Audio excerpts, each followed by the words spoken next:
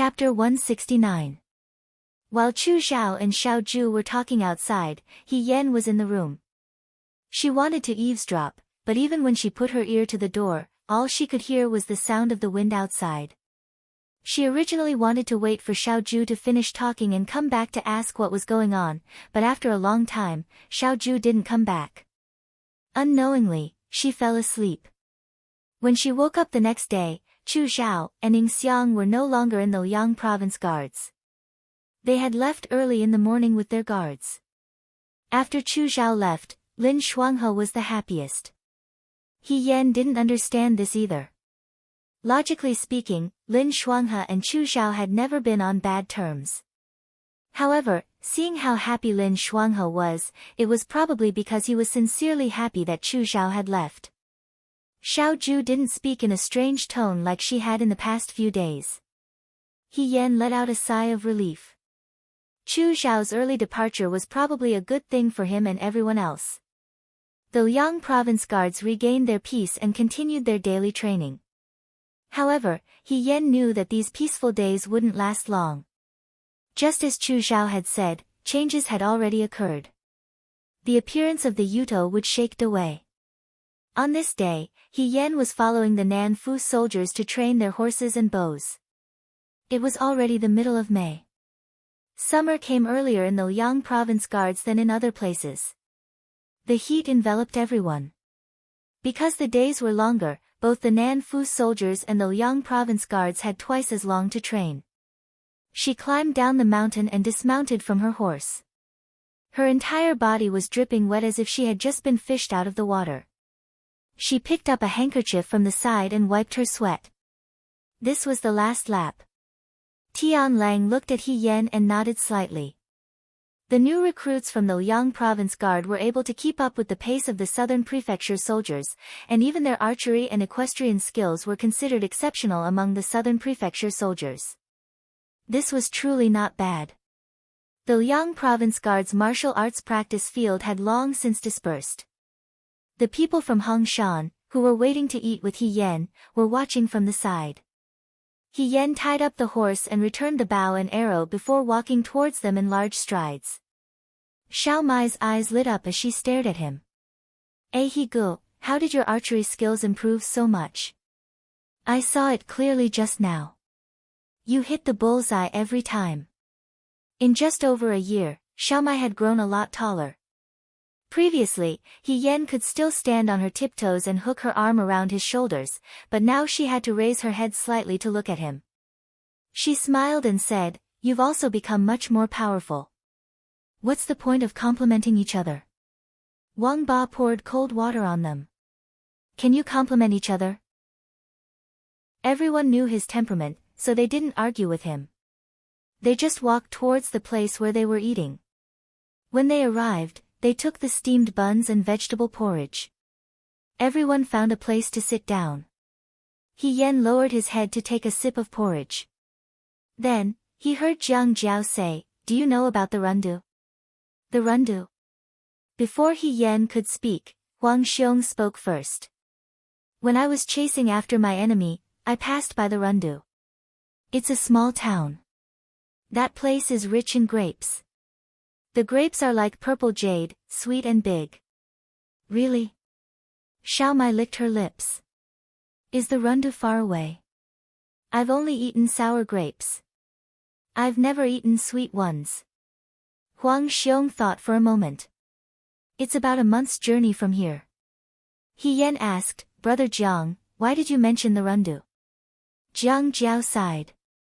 Today, I went to look for Shinjiao. I wanted Shinjiao to help me send a letter back to the capital. I wanted to ask for a new spear. When I went in, I happened to hear Shinjiao and Coach Ma talking. Everyone looked at Jiang Jiao and waited for him to finish. It turns out that during the battle in Huayuan, the Yudo split into two groups. One group attacked Huayuan, while the other attacked the rundu, which is not far from Huayuan. Huayuan is bigger and has more people than the rundu. General Fei Hong is also guarding it. Although they suffered heavy losses, they still managed to defend it. However, the situation in the rundu isn't good. It's a small town, and there aren't many soldiers and horses in the town.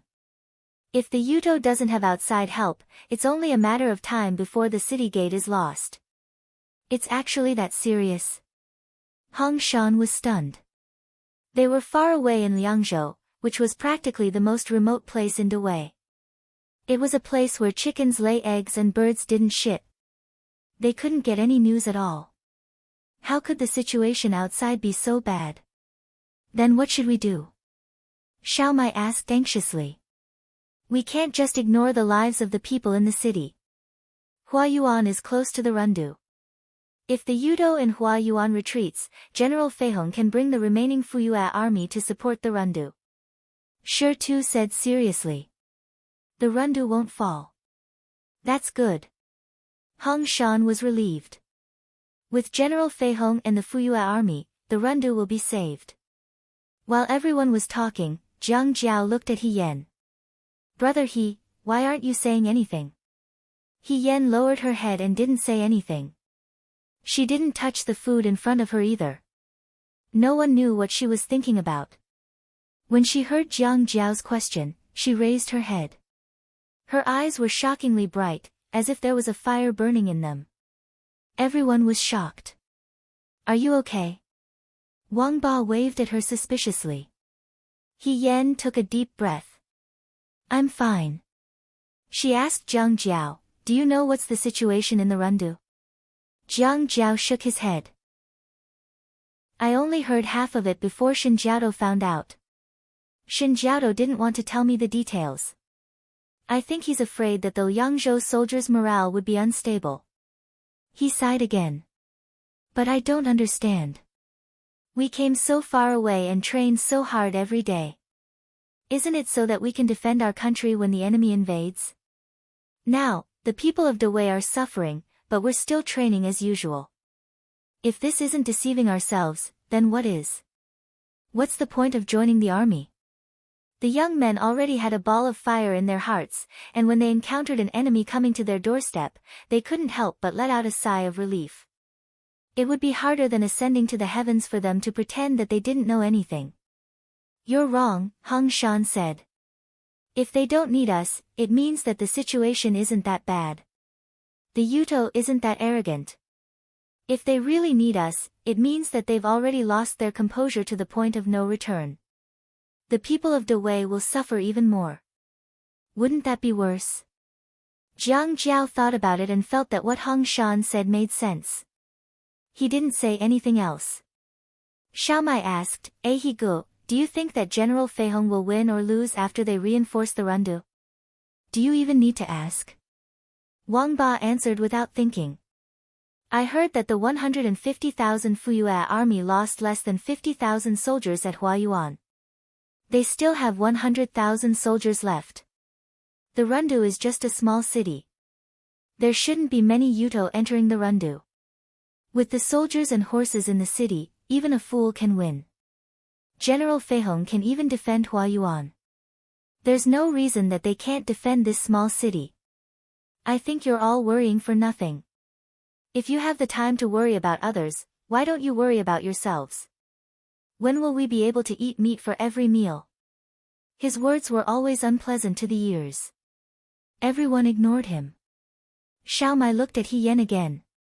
He Gu, do you also think that General Feihong will win? He Yan lowered her head and looked at the porridge in her bowl. The porridge was very thin and clear. She slowly opened her mouth and said calmly, I don't think that he will reinforce the Rundu. After eating with Hong Shan and the others, He Yan didn't talk to them as usual. She only said that she was tired from the training and wanted to go back early to rest. On the way back, He Yan kept thinking about what Jiang Jiao said. Yuto will attack the Rundu. In fact, based on the distance between Huayuan and the Rundu, it was natural for Hirufei to reinforce the Rundu. Everyone thought so. Because of this, when He Yan said that Hirufei wouldn't reinforce the Rundu, even Xiao Mai, who was usually the most vague, didn't believe it. Why? General Feihong has already won the battle. Huayuan can't be saved. He can't just stand by and do nothing, right? General Feihong is definitely not someone who will leave someone in the lurch. He Yen didn't know whether to be happy or sad when she heard this. She was happy that her hard work over the past few years was seen by everyone. She was also very competent as General Fei Hong. She was sad that He Rufei was the impression that others had of her. She was completely unguarded against He Rufei, giving him countless opportunities to take advantage of her. He Rufei obviously wouldn't reinforce the Rundu. This was because the Rundu's city commander, Li Kuang, had worked with General Fei Hong for a period of time. Li Kuang knew General Fei Hong. He Rufei would be exposed as long as he interacted with Li Kuang. He Rufei knew this, so he would definitely think of ways to delay. He would probably only appear after Li Kuang died and the Rundu fell. In order to prevent her identity from being exposed, He Rufei was willing to sacrifice the lives of an entire city of people to accompany her. Back then, she had also stayed in the Rundu for a short period of time. However, at that time, the people who harassed the Rundu weren't from the Utopia Kingdom, but from the Western Chang Kingdom. She had fought in the Rundu and had formed a friendship with the people there. Now that she heard news about the Rundu, she couldn't remain indifferent, whether it was for public or private reasons. The house was right in front of her. Looking through the window, she saw that Xiao Ju's house was lit. He Yen walked to the door, hesitated for a moment, and gently knocked on the door.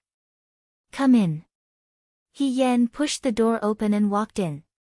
Fei Nu was standing at the side. Xiao Ju was holding a letter in his hand. After He Yen came in, he put down the letter. After closing the door behind him, He Yen walked over and said, "Commander-in-Chief." He glanced at He Yen. Seeing that He Yen was deeply worried, he asked, "What's the matter?" "Commander-in-Chief, you already know about the Rundu?" Xiao Ju raised her eyebrows. "You're also very well informed." "I found out when I heard Chief Instructor Shen talking to someone." He Yen took a step forward. "Commander-in-Chief, will the Rundu be conquered by the Yudo?" Xiao Ju's mouth twitched. "No, He Rufei is in Huayuan. Huayuan is only 3 to 4 days away from the Rundu." He seemed to be very relieved. He Yen gritted his teeth. "Then, what if General Fei Hong is not willing to support the Rundu? What if something happens on the way there?" As soon as she said this, Xiao Ju looked at her. His expression was calm, but his gaze was sharp, as if he wanted to see through her. He only said, "Do you think so?" He Yen knew that he was suspicious. However, the lives of tens of thousands of people in the Rundu could not be sacrificed in vain. She said perfunctorily, "I've never met General Fei Hong. Although everyone says that he's powerful, I can't be sure that it's just empty words. He led 150,000 Fuyue army troops to fight the Yudo a few days ago. He actually lost tens of thousands of his troops, and it was so difficult for him to even win.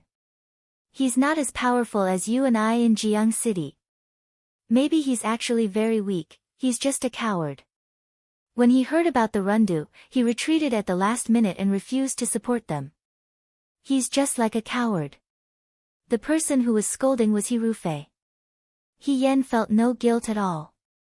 Fei Nu's face twitched when he heard this. He couldn't help but say, "No, during the Western Chang Rebellion, General Fei Hong also went everywhere to support them. He was also stationed in the Rundu before, and he's an old acquaintance of the city's chief soldier. As long as the Rundu asks him for help, General Fei Hong will definitely not leave them in the lurch." He Yen thought that it was precisely because Li Kuang was an old acquaintance of hers that the Rundu was facing a disaster. However, she couldn't say this to anyone else. He Yen was anxious and angry. She didn't expect that her good reputation had spread so far and wide. Even if she wanted to smear it now, no one would believe her. Xiao Ju looked at her thoughtfully. "What do you plan to do?" Did she want to hear her opinion? He Yen considered her words carefully. "Governor, we've been training in the Liang Province Guard for more than a year. The Liang Province Guard and the South Mansion Guard are quite a few. Not to mention the South Mansion Guard, the new recruits of the Liang Province Guard have long been eager to see a real battlefield. Why don't we use this opportunity to train them? How about we go support the Rundu?" She looked at Xiaoju expectantly, hoping that Xiaoju would agree to her request, even though the chances were slim. As expected, Xiaoju sneered when she heard this. From the Liang province guard to the Rundu, it takes more than a month. From Huayuan to the Rundu, it only takes 3 to 4 days. If you don't ask for Huayuan's support, the Liang province guard's troops will travel over land and water to support you. He Yan, is your brain damaged? He Yan also knew that normal people would think this way. Even Li Kuang wouldn't dare to think this way. However, she still wanted to fight for the people of the Rundu. He Yan insisted, Governor, think about it again. The Rundu is only a small city. Why are the Western Chang people and the Yudo fighting over this place?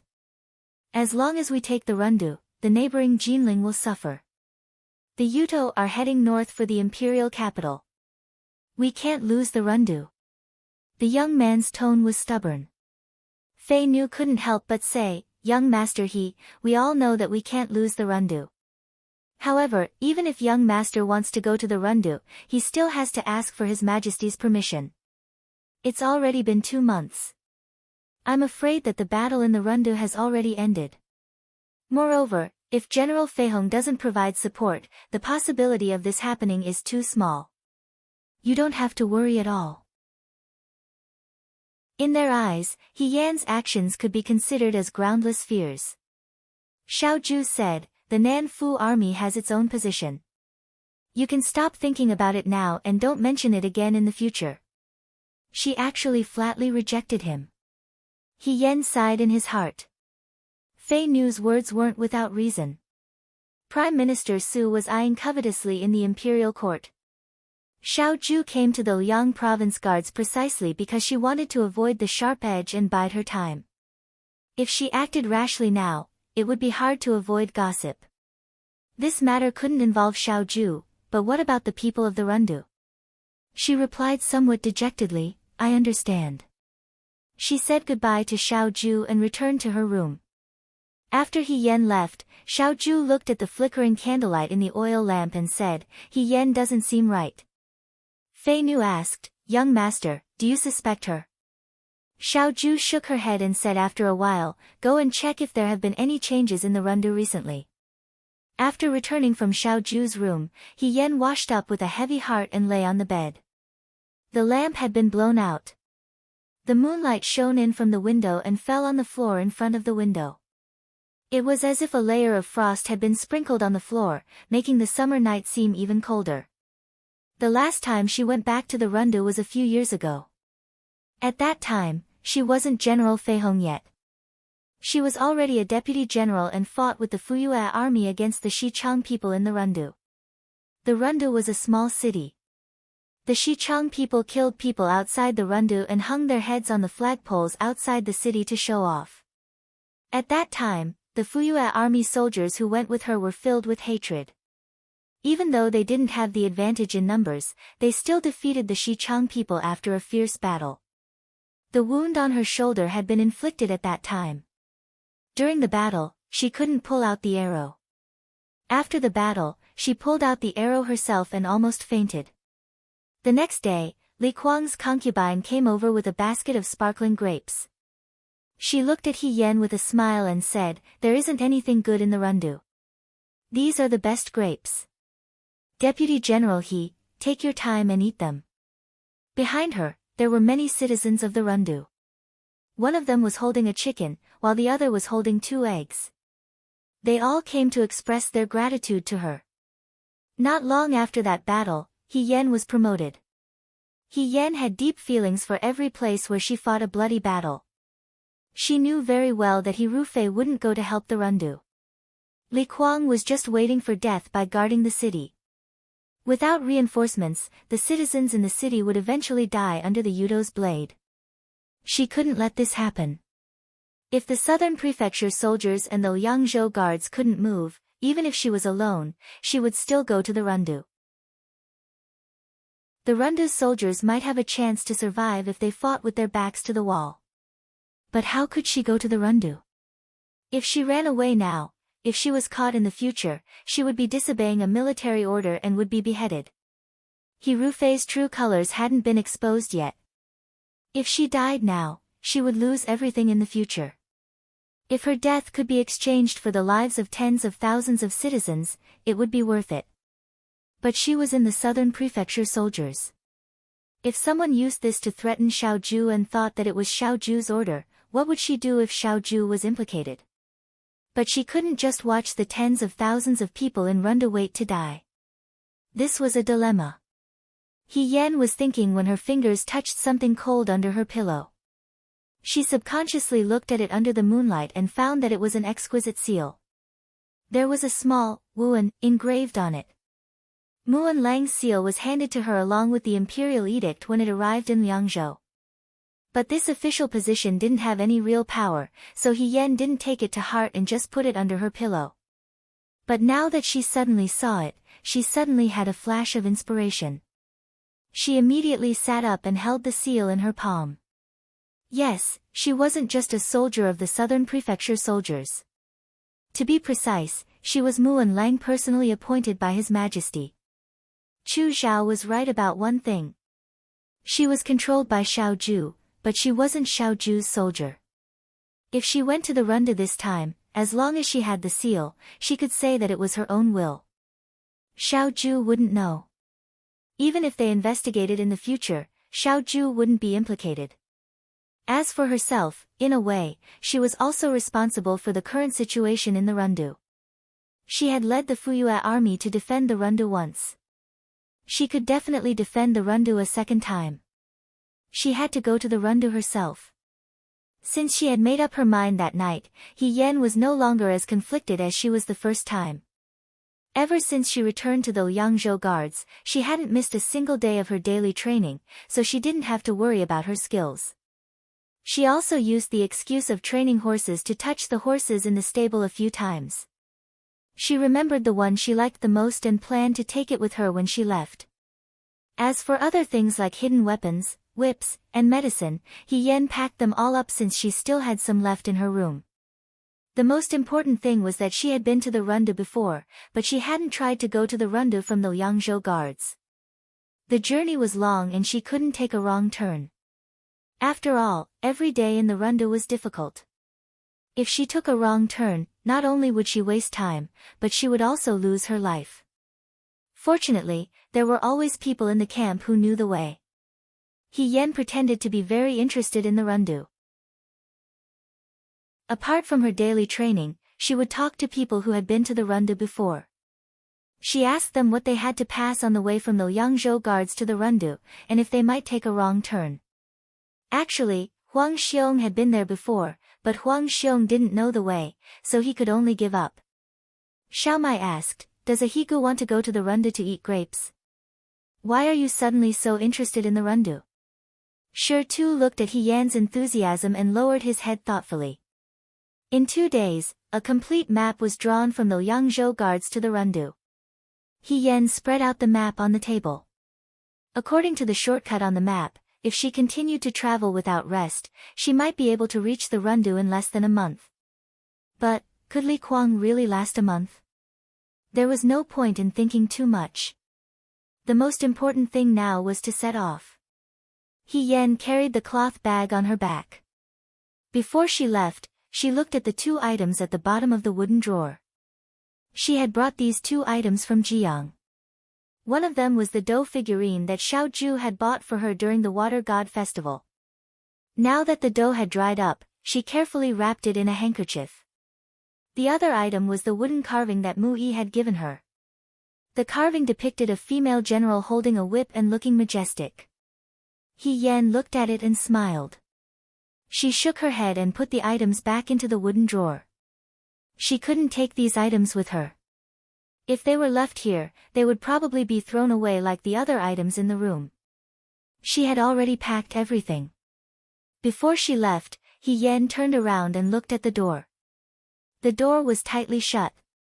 It was already late at night. Xiaoju had already fallen asleep. This time, she had left quietly to go to the dangerous battlefield of the Rundu. It was hard to say if she would be able to see Xiaoju again alive. But even if she was alive, she didn't know what it would be like when they met again. Goodbye, she said silently in her heart. She turned around and gently pushed open the door in front of her. Outside, the night was dark and gloomy. The moon was covered by dark clouds, and only a few scattered stars shone on the distant mountain forest. He Yen was stunned for a moment. In an instant, it was as if she had returned to many years ago when she first packed her things and left the He family. At that time, she was just like now. She didn't know what the road ahead was like. She didn't know whether the future would be happy or sad. She just walked forward with large strides. But now, it was different from many years ago. She was no longer confused or at a loss. She knew the direction she wanted to go and was sure of every decision she made. Just like that, she walked forward without regret. Chapter 170.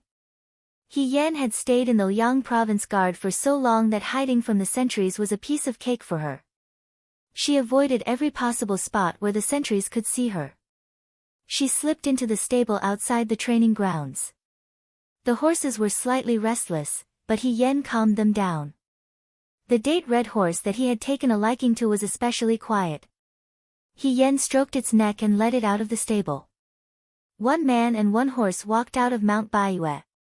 They had just gotten close to the Wulu River when a few black figures suddenly appeared in front of them. He Yan's heart thumped. Not good, she had probably been discovered. A clear conscience was not afraid of a crooked shadow. She could come up with countless excuses to fool them. For example, she couldn't sleep at night and came out to train. However, the important thing was that her plan to leave had to be put on hold. It might even arouse suspicion. It would be difficult for her to leave so easily in the future. The people in front of her didn't move, nor did they call out to her. It was as if they were waiting for her to react. He Yen didn't understand either. After a while, a low voice floated over. Why isn't he moving? Could it be that he's scared silly? I already told you not to pretend to be a ghost. It's too scary. He Yen, the voice belonged to Wang Ba. She took a few steps forward. With the help of the starlight, she could clearly see that it was indeed Wang Ba and her group. Other than Wang Ba, there was also Jiang Jiao, Huang Xiong, Shi Tu, Hong Shan, and Xiao Mai. Why are you guys here? He Yen couldn't hide her astonishment. You're too mean. Hong Shan patted her shoulder. You plan to go to the Rundu alone. Why didn't you tell us? We're all brothers who have been together for so long in the Liang province guard. Can't you ask us to go with you? It's not like we'll refuse. That's right. Xiao Mai was dissatisfied. I also want to go to the Rundu to eat grapes. Shi Tu slapped Xiao Mai's forehead, silencing him immediately. You. How did you know? He Yen was at a loss for words. Shi Tu was already suspicious when you started asking about the Rundu. The one who spoke was Huang Xiong. He looked at He Yen and said, You previously said that General Feihong might not support the Rundu, although I don't know what basis you have for this. But from the looks of it, you intend to go to the Rundu by yourself.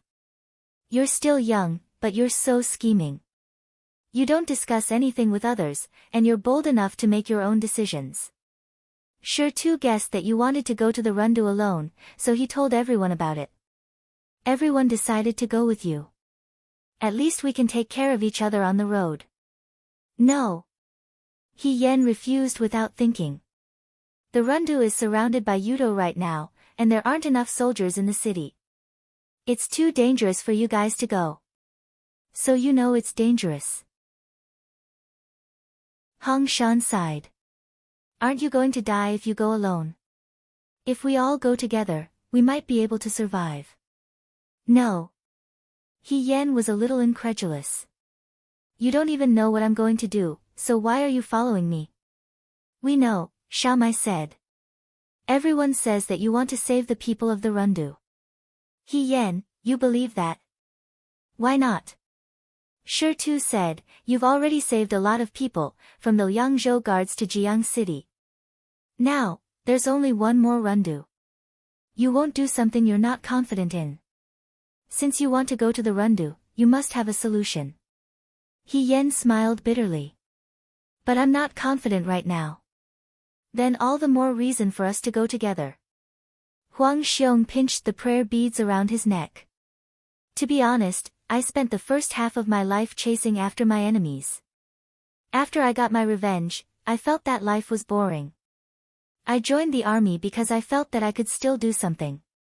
However, I spent all my time in the Yangzhou Guards and didn't do anything.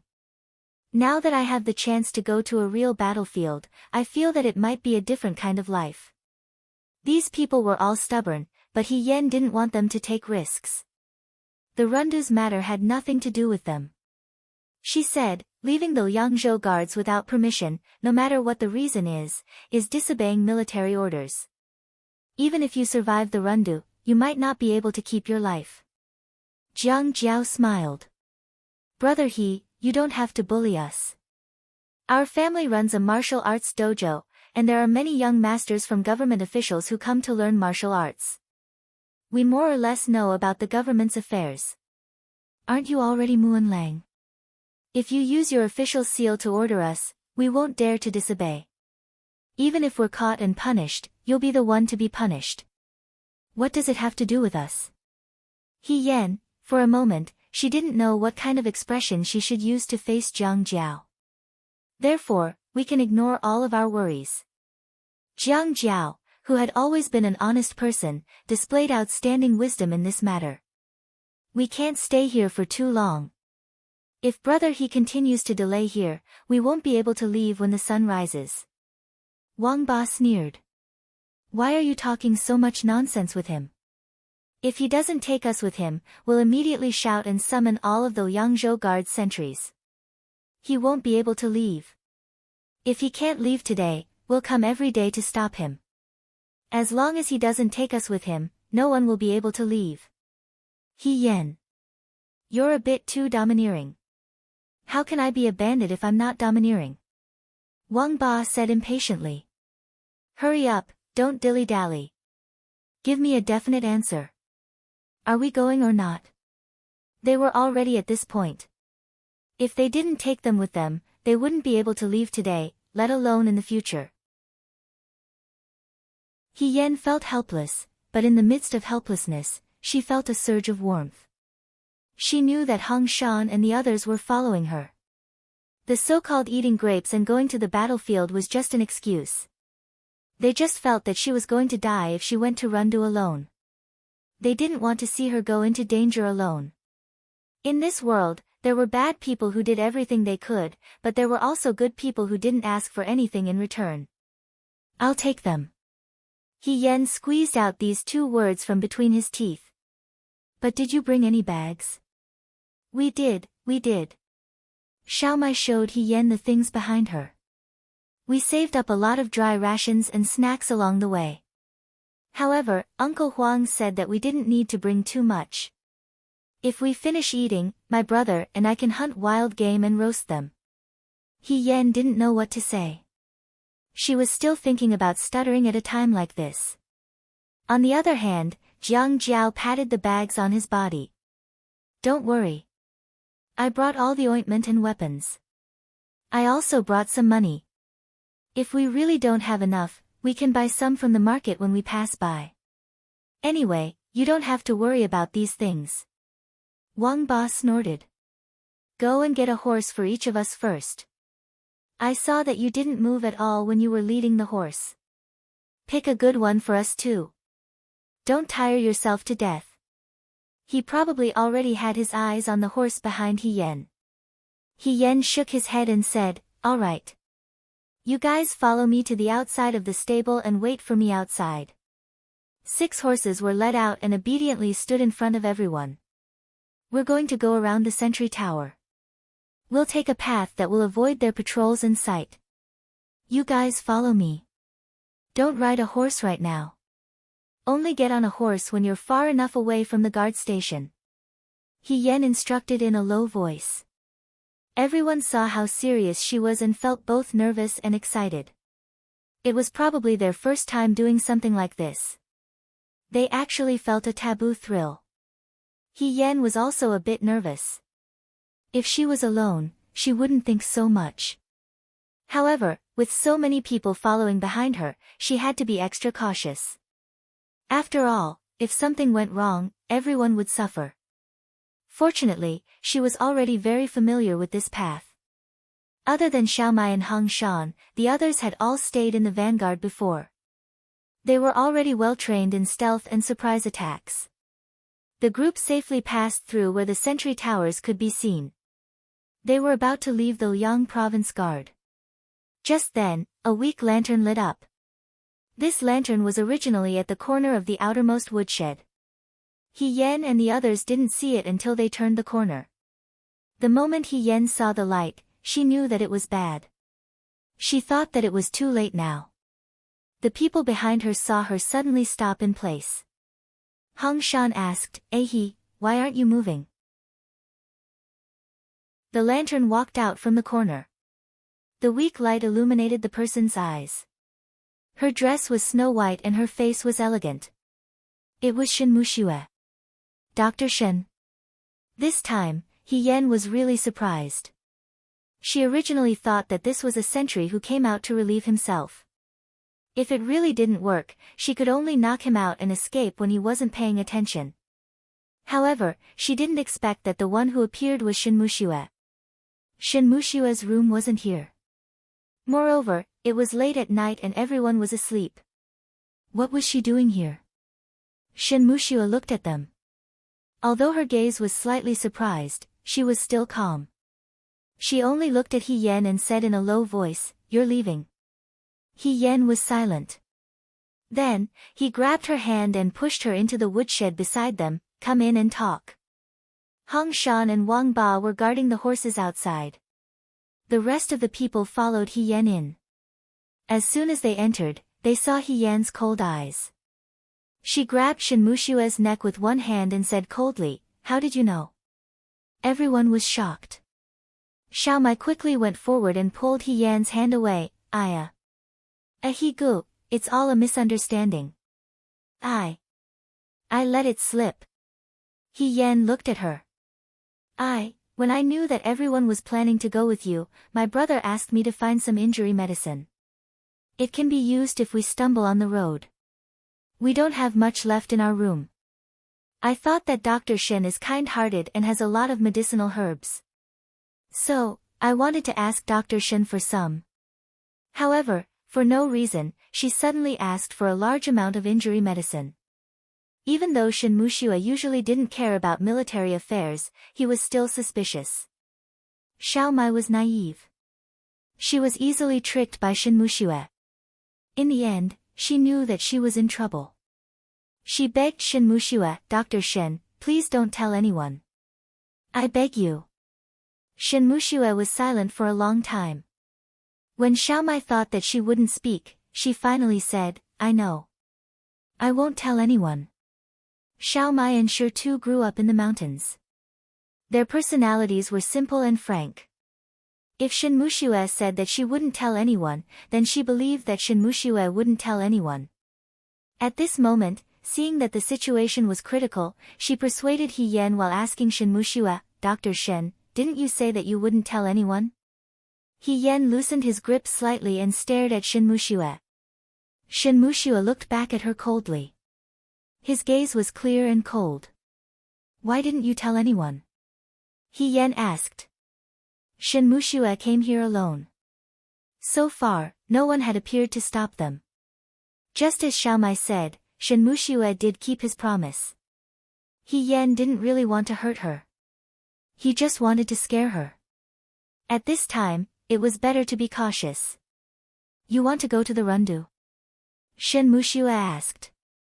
He Yan replied, "Yes. The Rundu is still under siege.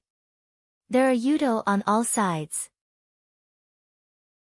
If you only bring a few people with you, it won't bode well for you. I must go." "Commander, you don't know about this?" He Yan replied, "I don't know." "Okay."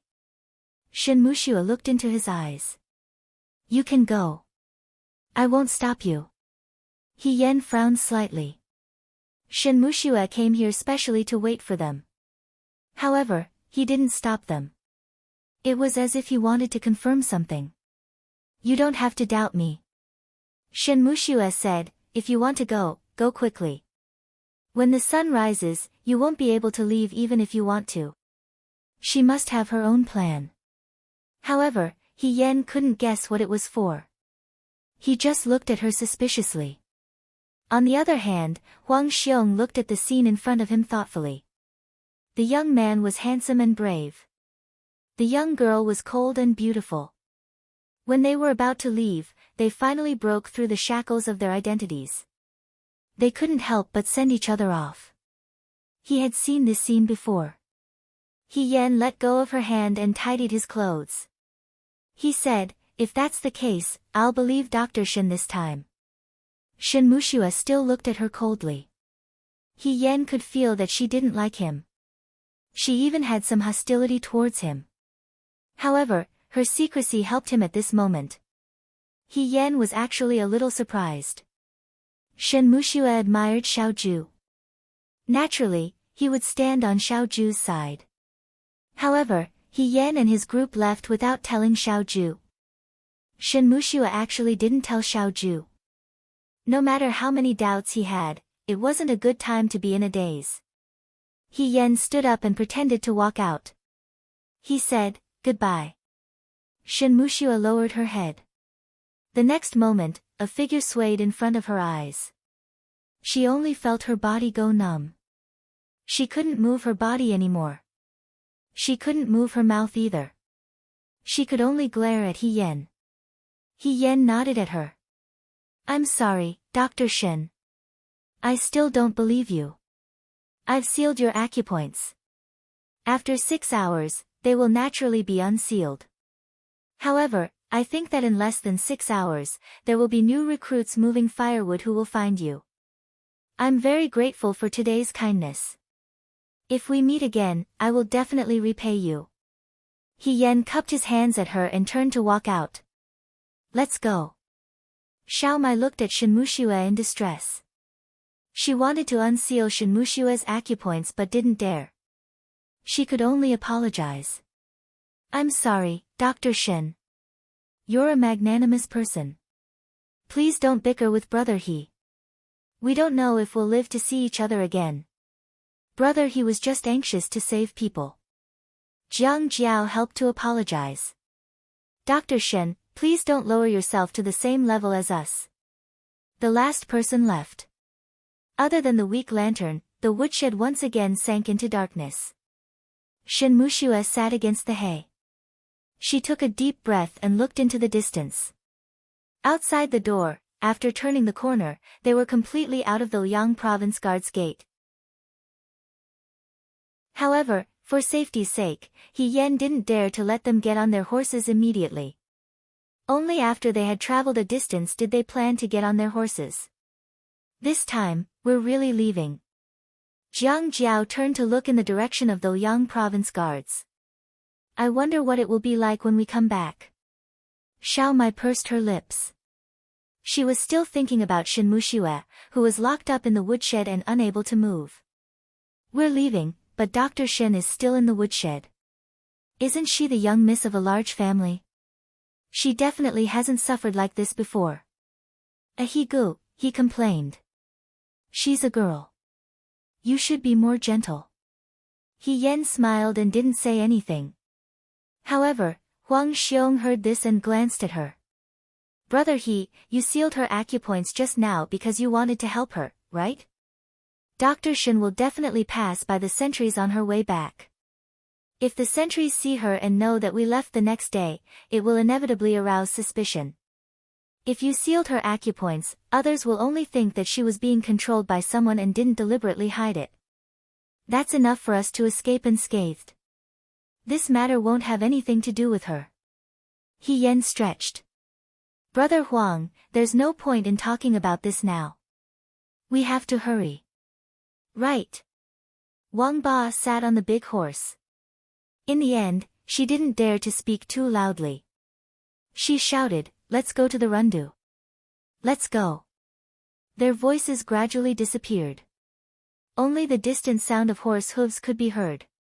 7 people and 7 horses. Taking advantage of the night in Liangzhou, they disappeared into the wilderness. In the summer, the sun came out early. The early morning sun was not as scorching as the afternoon sun. 2 weeks later, the guards went to the woodshed to move firewood to the kitchen. They had to burn the firewood after the morning run to cook the meals for tens of thousands of people.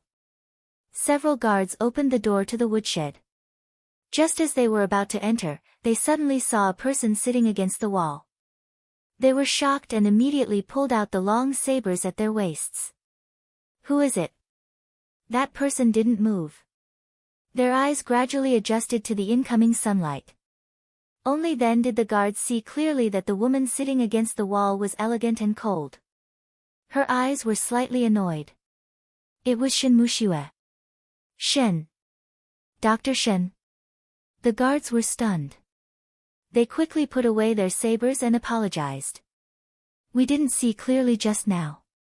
Why did Dr. Shen come to the woodshed? Did she run out of firewood to boil the medicine? She should have just told us. Why did she have to come personally?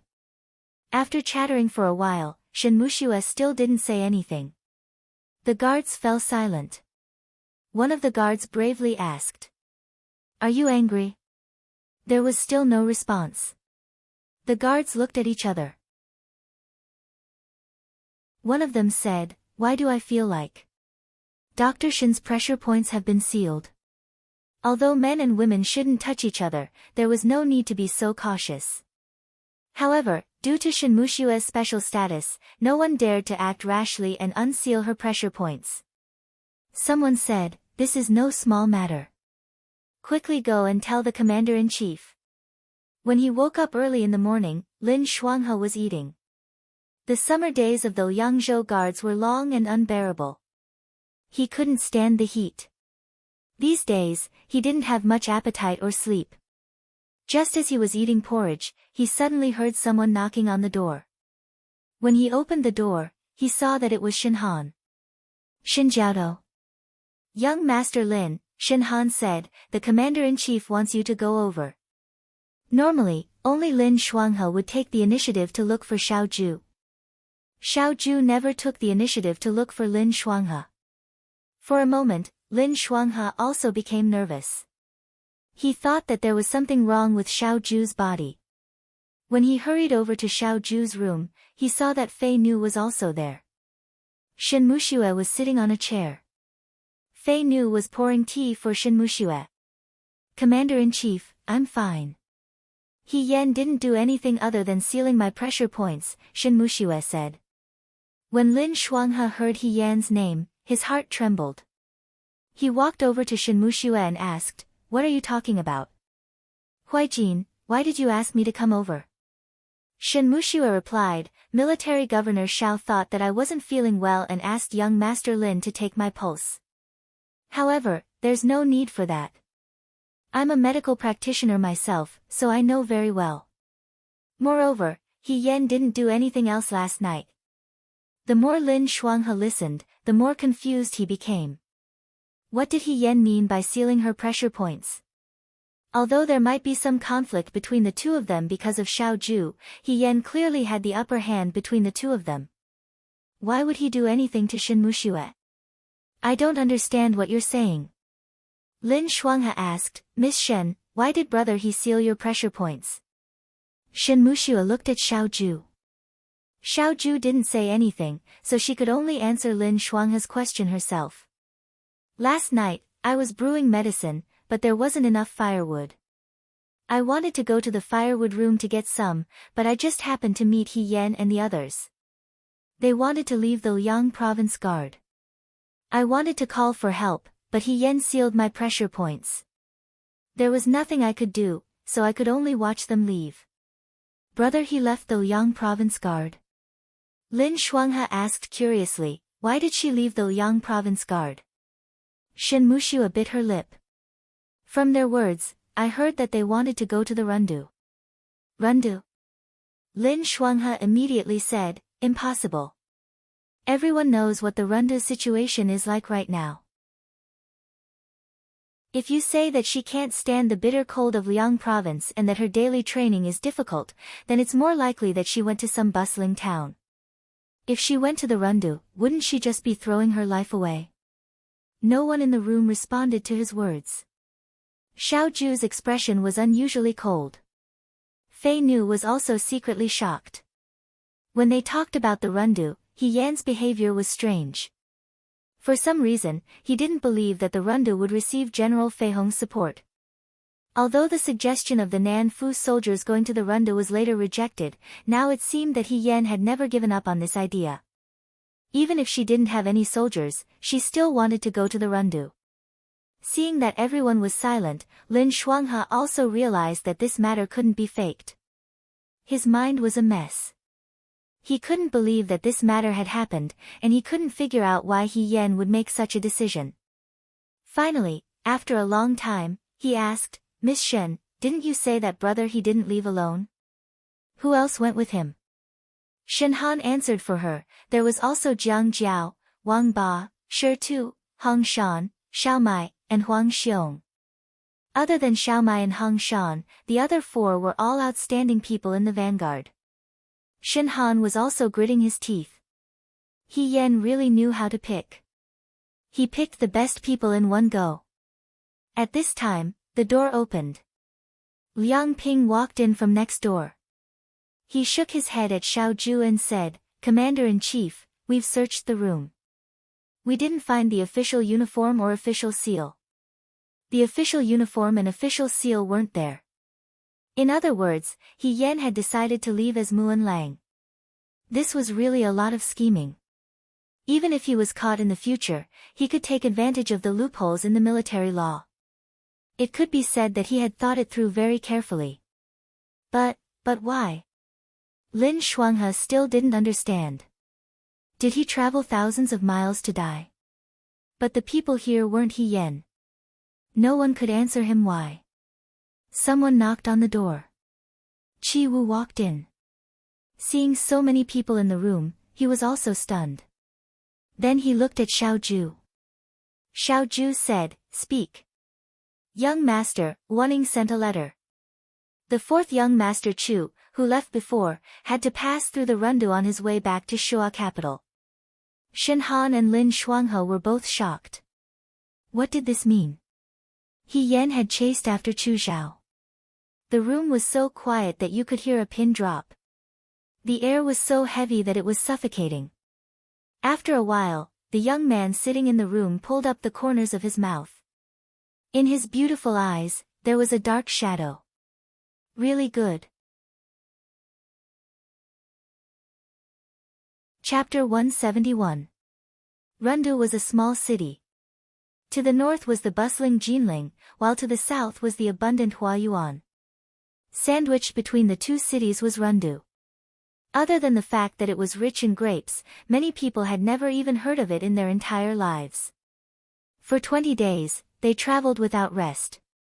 When they were tired, they would curl up and sleep for a few hours in the caves under the trees along the way. When they were hungry, they would use the bows and arrows they brought along to shoot wild hares and eat bird eggs. On the evening of the 20th day, the 7 of them finally arrived at Runda city. What should we do now? They stopped their horses and dismounted. Then, they pulled their horses to the side of the river to drink water and sit down to eat. He Yan looked ahead into the distance. It was a field. When she reached this place, she was familiar with the road. He Yan did not say anything. She looked for the tallest tree and climbed up. After a while, she came down from the tree. Hong Shan handed her a few roasted bird eggs that were buried in ashes. "How is it? Where do we go in?" The bird eggs were boiling hot. He Yan fiddled with them a few times in her hands before she peeled off the shell. The steaming hot food entered her stomach, and the tiredness from the past few days seemed to lessen. She said, "We can't go in directly from the front. The Yudo set up camp outside the city gate. Even if we can avoid the Yudo, the soldiers guarding the Runda city gate won't dare to open the city gate. Then what should we do?" Jiang Jiao looked at her. Brother He, do you have any ideas? He Yan thought for a while. I've asked my brothers from the Liang province guards before. I know that there's a small path outside the city gate. We need to go over a mountain and then take the water route. Horses can't go up, so we can only abandon them and walk. We can take the shortcut in the middle and enter Runda city. Really? Xiao Mai asked. Then let's hurry up and eat. After we finish eating, we'll continue our journey. He Yan nodded and looked in the direction of Runda city. A trace of worry flashed across her heart. Naturally, this shortcut was not told to her by the Liang province guard. Many years ago, when she was fighting against the Western Chang people in the Rundu, she dug a tunnel in the city in order to bring in the people from outside the city. The tunnel was connected to the river, and after crossing the river, it led to the mountains outside the city. Whether it was the Western Chang people or the Yuto, it was impossible for them to take this route. He Yan was not worried about the Yuto's ambush, but she was worried about whether Li Kuang had sealed the tunnel after so many years. After all, the Rundu had been peaceful for so many years.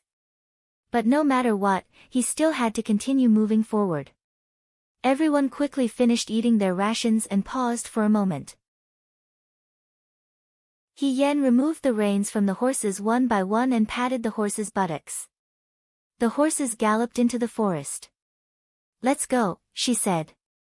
In front of the city gate, the guards carefully stared at the wilderness in the distance, not letting go of any suspicious places. In the room, the county magistrate, Zhao Shiming, was anxiously pacing back and forth. He looked at the silent man sitting in the center and said anxiously, Commander, why isn't General He here yet? You have to think of something. Li Kuang was the commander of the Runda city. He had just passed the age of 40 and was tall and mighty. With a beard around his mouth, he looked particularly resolute. He slammed the table and said with some displeasure, What are you all arguing about? I already said that General He will definitely come to our Runda's aid. Zhao Shiming was shocked by him. He was dissatisfied, but he did not dare to say anything. Whether or not the Runda city could be defended now depended on this commander. However, more than 20 days had already passed. Huayuan was only 4 to 5 days away from the Runda city. They could not leave the city now, so there was no way to inquire about the situation in Huayuan. There was no news at all, so they could not be at ease. There were still people sitting in the room, and the atmosphere was heavy. At this time, someone knocked on the door. The curtain was lifted, and a young woman walked in. She was a genuine beauty. She had an oval face, fair skin, and a pair of eyes that were as bright and moving as stars. Even when she was nervous, she still wore a light pink embroidered dress. Her face was full of smiles. She placed the glass bowl in her hand beside Zhao Shiming and said, Commander Zhao, don't be angry. Eat some grapes. This is all I have. You have to eat it sparingly. One could not hit a smiling person, especially a beauty. Zhao Shiming was unhappy, but he could only put away the bowl and forced a smile. Thank you, Miss Yi Luo. Yi Luo was Li Kuang's favorite concubine. No matter where he went, he would take her with him. She was young and beautiful, smart and witty. Everyone would love to have such a beautiful flower. However, during the chaos of war, beautiful women were not as beautiful as they used to be. After Yi Luo delivered the grapes, she stood behind Li Kuang and stretched out her slender fingers to massage his shoulders. Her strength was just right, relieving a lot of Li Kuang's tiredness from running around every day. Li Kuang picked up the teacup on the table and took a sip, saying, Before General He arrives, continue to guard the city gate. Zhao Shiming did not speak. The one who spoke was another man. He was the president of the Runda city's Chamber of Commerce. Lord Li, we need time to guard the city. Right now, there isn't much food left in the city. Even the most common grain that we produce, can only produce such a small bowl.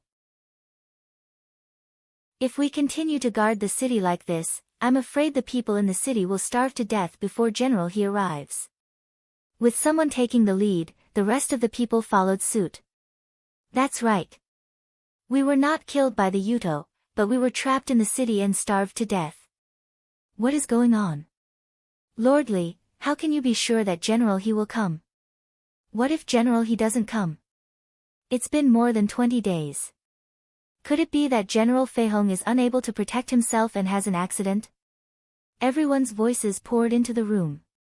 Li Kuang slammed his fist on the table. Half of the tea in the teacup on the table spilled out. The room gradually quieted down. Shopkeeper Wang, do you have any good ideas? He stared at the president of the Chamber of Commerce. His eyes were as threatening as a cheetah's. Shopkeeper Wang shivered and did not say anything. They knew that it was not good to hide in the city, but there was no better way. Could it be that they had to rush out and fight against the Yuto? With just their men and horses, they were afraid that it would not be enough. There were 100,000 Yuto outside. The Yuto that had been defeated in Hua Yuan did not retreat.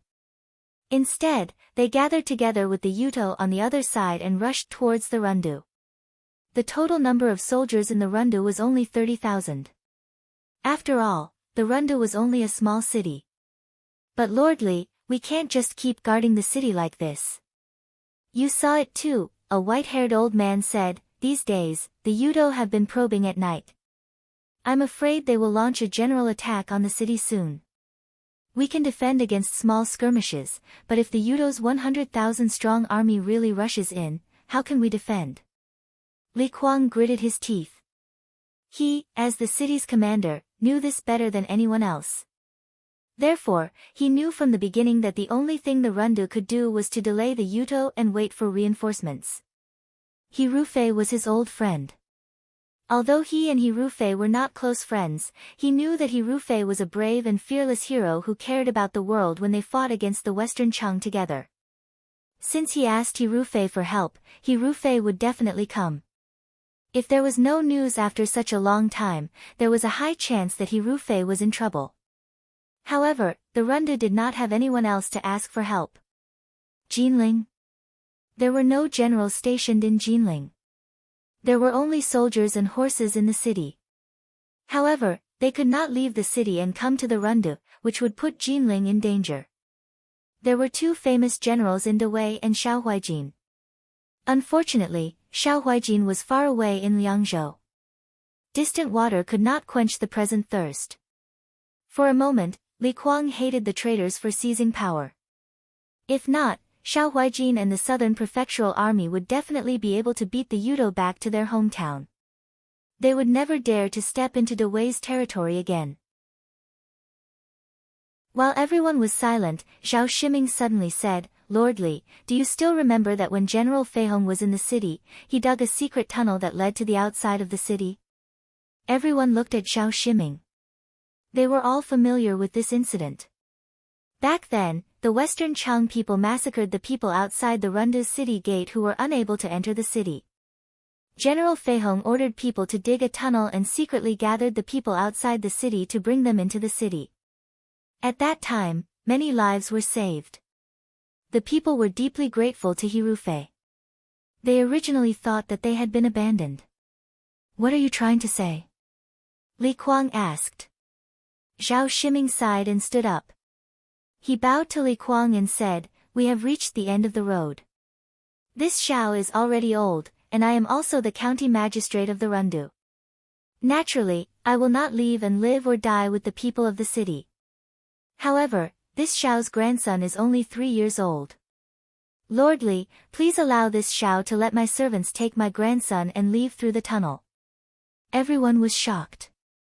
Immediately after, someone followed Zhao Shiming's words and said, Lord Li, please allow the mother to take her wife and child and leave. Lord Li, please, the people here were already prepared to die. Their only concern was the safety of their families. They all begged Li Kuang to give their wives and children a chance to live. Yi Luo pursed his lips and secretly glanced at Zhao Shiming. Sure enough, in the next moment, Zhao Shiming said angrily, Ridiculous. You all want to take your family out of the city. The people will follow suit. In the end, the Yuto won't even need to fight. I think this city will be empty. You are trying to shake the morale of the army. At the end, his tone suddenly became severe, and killing intent appeared. Everyone kept quiet out of fear. Yi Luo retreated to the side. He didn't dare to speak at this juncture. In the silence, suddenly, someone came in and reported, Sir, what's the matter? Li Kuang frowned. Our tunnel, someone came in. What? Li Kuang stood up. The first thought that appeared in his mind was He Rufei came. After all, other than the people who crawled through the tunnel in the past, He Rufei personally walked through the tunnel. He asked, Is it General Fei Hong? No. The guard said, It said, Muan Lang, He Yen. Before he finished speaking, the door curtain opened again. A young man in red walked in. This was a face that Li Kuang didn't recognize. This young man wasn't very old. At most, he was 16 or 17 years old. He was very handsome and bright. The most attractive thing about him was his eyes. They sparkled like bright gems. He smiled. Seeing the room full of people, he didn't panic at all. He calmly cupped his hands to Li Kuang. Greetings, Lord Li. Li Kuang frowned and shouted, Who are you? He Yen pointed to his clothes and shook out a seal from his sleeve. He threw it to Li Kuang. This one is He Yen. The seal was real and couldn't be faked. The official robes also looked real. However, Li Kuang had been an official for a long time. This was the first time he had heard the name He Yen. For a moment, he was a bit suspicious. Yi Luo, who was next to him, let out an ah and said softly, Muan Lang. Is he the Muan Lang who previously fought with military governor Xiao in Jiang City, burned down the canal, defeated the Yudo, and was finally conferred the title by Her Majesty? No one knew who Muan Lang was, but everyone knew about the burning of the Jiang Canal and the great defeat of the utopian people. Everyone looked at He Yen in surprise. They remembered that Xiao Ju's trusted aide fought side by side with Xiao Ju and was conferred the title of an official. However, they didn't expect it to be such a young man. He was a bit too young. Could he be a fake? The more everyone was suspicious, the more relieved Li Kuang was. If it was really a conspiracy by the Yudo, they wouldn't have sent a child to arouse suspicion. However, he asked, How did you know about the tunnel in Jiang City? I didn't know, He Yen said, the governor told me. Xiao Huaijin. Li Kuang thought to himself, with Xiao Huaijin's ability, it shouldn't be difficult for him to find out about this tunnel. However, his heart was filled with anticipation. Did military governor Xiao ask you to come? Is military governor Xiao planning to support the Rundu? How many soldiers and horses did you bring this time? Soldiers and horses can't enter the tunnel. Are your people guarding outside the city? He Yen stared at Li Kuang. This person had been working hard to defend the city for days. His eyes were bloodshot and he looked very haggard. However, after not seeing him for a few years, he also looked a lot older. Facing such an expectant gaze, He Yen slowly shook his head. I came here on my own. I didn't bring any soldiers or horses. There are also no southern prefecture soldiers guarding outside the city. The joy of everyone in the room was instantly diluted by He Yen's words. Li Kuang asked, Are you joking? He Yen took back his official seal and put it away. I am Muan Lang, appointed by Her Majesty. If there is an emergency, I don't have to listen to the governor's command. Li Kuang looked at him and felt that this young man was simply inexplicable. At first, he thought that He Yen came under Xiao Ju's command. Now, he was telling him that He Yen acted on his own. He asked, Then Muan Lang, did you come to the Rundu alone to have fun? Forgive me for not understanding. He Yen smiled, I'm here to help you. With just you. With just us. As soon as he said this, he heard voices outside. Yes, there's still us. What right do you have to look down on us? The door curtain was lifted, and beautiful silk covered her mouth. She saw people coming in from the outside in twos and threes. There were all kinds of people, tall, short, fat, and thin. Other than He Yen, there were a total of 6 people. A bandit with a scar on his face took a step forward and said rudely, "We have come all the way here from thousands of miles away, not to listen to your nonsense. Here, the 1st, 2nd, 3rd, 4th, 5th, 6th, and 7th guards of the Liangzhou guards are here to help you fight Yudo. Don't pretend to be innocent after taking advantage of us. If you talk nonsense again, I'll beat you and the Yuto together." Li Kuang was so angry that his face turned ashen. Where did these bandits come from? They had no respect for military discipline and no respect for anyone. On the other hand, there was one who looked more handsome and kind. He cupped his hands and smiled. "We've been in the Liangzhou guards for a long time, so our words are a little vulgar. Please forgive us, but Lord Li, you don't have to worry. The 7 of us won't be a burden to the Rundu. In fact, we've fought Yudo twice in the past. We're the most experienced in defeating Yudo." He Yan looked at Jiang Jiao's back and thought to himself, no wonder he's the young master of Shuajing Dojo. When it's time to act tough, he's never soft-hearted. Li Kuang didn't say anything, but Zhao Shiming immediately stepped forward and held Jiang Jiao's hand. He said with tears in his eyes, "That's great. The Rundu needs heroes like you." What a joke. With one more person fighting Yudo, the Rundu could hold on for a while longer. Who knows, maybe they could hold on until General Fei Hong's reinforcements arrive. Also, what did they say just now? They've fought Yudo twice in the past and won both times. This kind of military advisor is simply a timely help. For a moment, Zhao Shiming didn't care about Li Kuang's expression.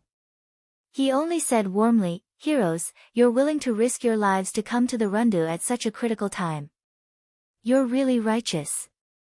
Unfortunately, the Rundu is surrounded by enemies and has no way to repay you." He turned around and saw the grapes on the table. He took it and offered it to them. "These are the Rundu's specialty grapes. Everyone, please have a taste." Jiang Jiao passed the grapes to Xiaomai. Xiaomai couldn't ask for more. She held the bowl and ate happily. Now, there wasn't much food left, let alone grapes. Everyone in the room swallowed their saliva when they saw Xiaomai eating happily. He Yan looked at Li Kuang. "I have a few words to say to Lord Li." Li Kuang stared at He Yan. He didn't dare to say that he completely trusted this young man, but he couldn't find anything wrong with him for the time being. Hearing this, he wondered what this young man was thinking. He said, "Come with me." He Yan followed Li Kuang into his study room. The rest of the people stayed outside. When they arrived at the study room, Li Kuang sat down and looked at him. He said coldly, "There's no one else here. Muan Lang, if you have something to say, say it."